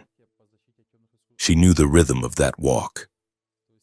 "I told you I wanted to be alone," she said, her voice thick. "I know," Elias said. He stopped a few paces away. "But I also know that being alone in a graveyard is how you started this mess. I thought you might want a different ending this time." Kaelin wiped her face with her sleeve. She remained kneeling, looking at the dirt. "I don't know how to mourn," she whispered. "I only know how to avenge." "You are doing it right now," Elias said gently. He knelt beside her, not touching her, just sharing the space.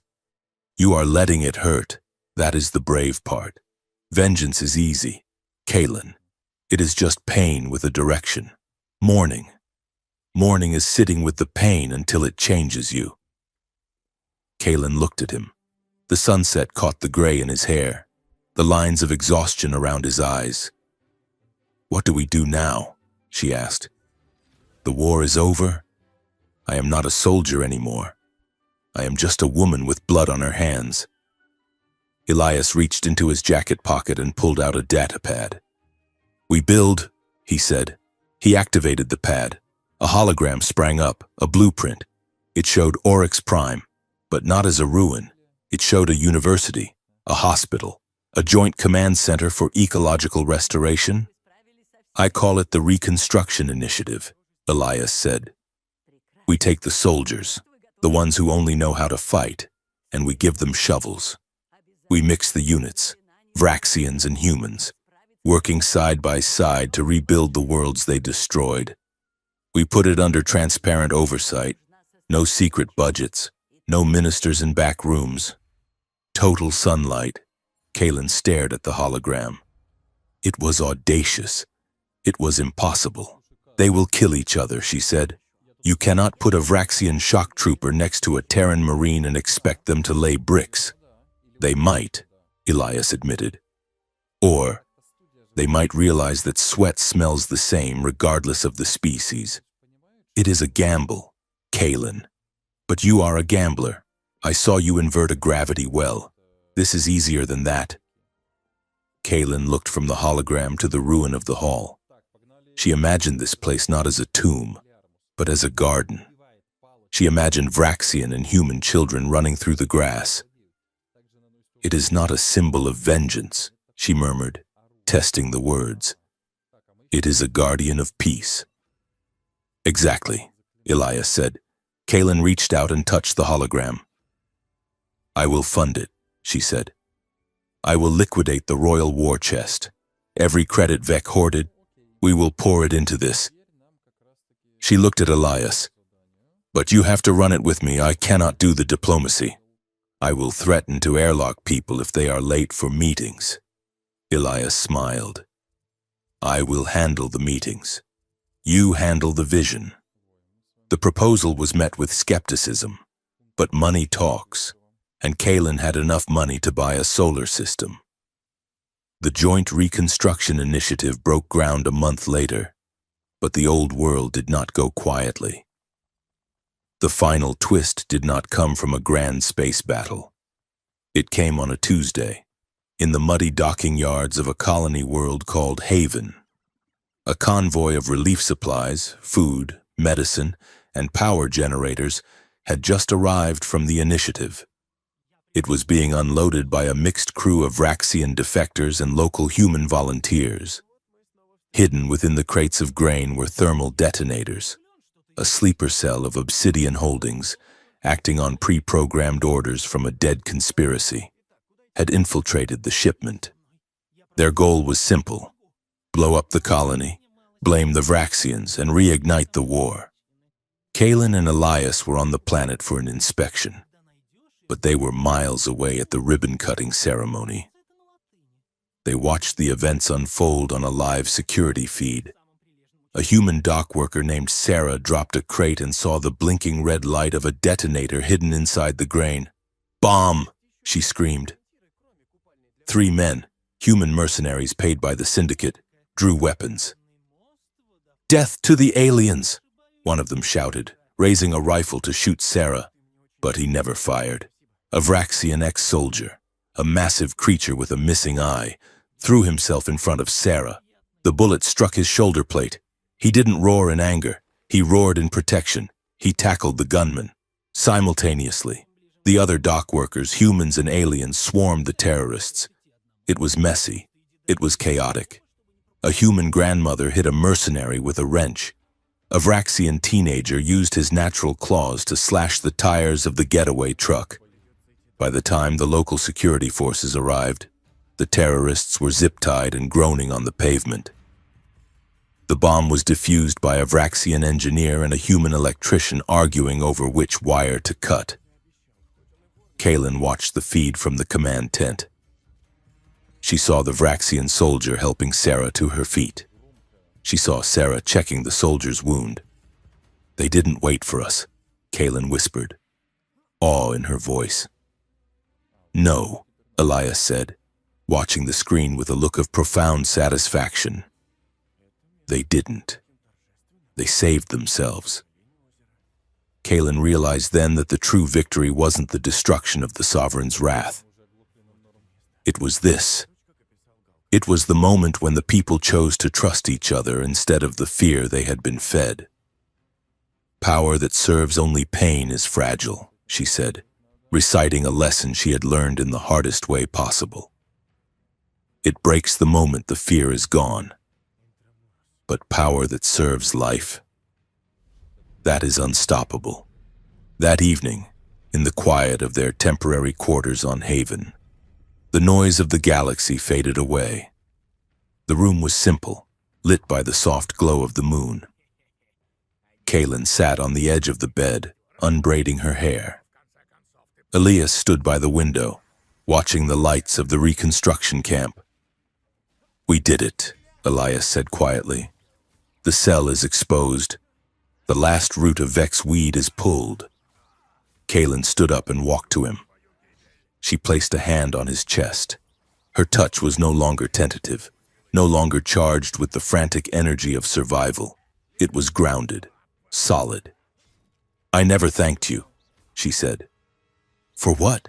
Elias asked. "For getting you arrested? For dismantling your empire? For challenging me," she said. She leaned in and kissed him. It wasn't the desperate clash of teeth they had shared on the station. It was slow. It was deep. It was a conversation without words. It tasted of patience and earned devotion when they pulled apart. Kalen rested her forehead against his. "I don't know who I am without the armor," she admitted softly. Elias ran his hands down her arms, tracing the scars of her augmentation. "You are Kalen," he said, "and that is plenty." They sank onto the bed, not as icons of a war, but as two people who had found a home in the wreckage. The intimacy that followed was quiet, a slow unraveling of the knots in their souls. It was the most human Kalen had ever felt, and the most complete Elias had ever been. 6 months later, the grand assembly on Earth. The vast amphitheater was packed with delegates from every system.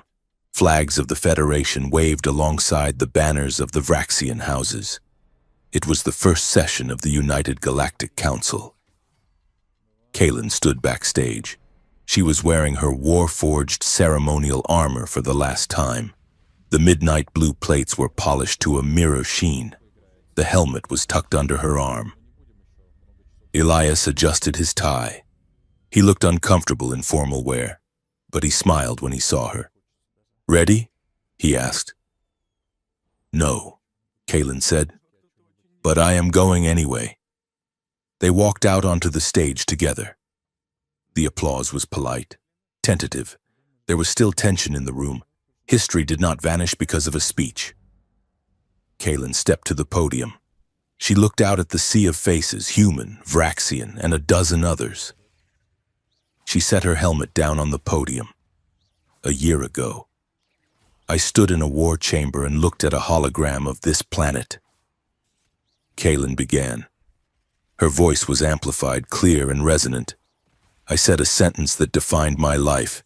I said, I vowed to erase humanity until one man challenged me." She paused, looking at Elias, who stood in the wings. "I thought the challenge was a battle. I thought he would challenge my skill, my firepower, my tactics. But he challenged something much harder. He challenged my certainty." She reached up to the clasps of her armor. One by one, she undid them. The sound of metal clicking open echoed in the silent hall. She removed the heavy pauldrons. She removed the gauntlets. She removed the breastplate that had deflected 1,000 bullets. She piled them on the stage, a heap of dead metal. Underneath, she wore a simple uniform of gray and blue, the colors of the Reconstruction Initiative. She reached into her pocket and pulled out a small pin. It was a new insignia. It combined the Vraxian red lotus with the Terran olive branch. She pinned it to her chest. "I renounced my vow to erase humanity," Kalen said. But I am making a new one today. I vow to erase the silence that lets wars begin. I vow to erase the poverty that lets hate take root. I vow to erase the lie that we are different. She looked at the crowd. I am no longer the war-forged. That woman died in the dark. I am Kaylin, and I am your neighbor. She stepped back and extended her hand to the side. Elias walked out. He didn't bow. He didn't salute. He took her hand. They stood there, the alien princess and the human strategist, fingers interlaced. They were scarred. They were imperfect. They carried the ghosts of everything they had done. But as the crowd rose to its feet, slowly at first, then in a roaring wave of applause that shook the foundations of the hall, they stood as living proof of a simple, dangerous truth. That hate is a machine that can be broken, and that love, when forged in the fires of truth, is the only thing strong enough to build something new in its place. The camera pulled back, showing them standing against the backdrop of the stars. Two small figures casting a very long shadow over the dawn of a new age.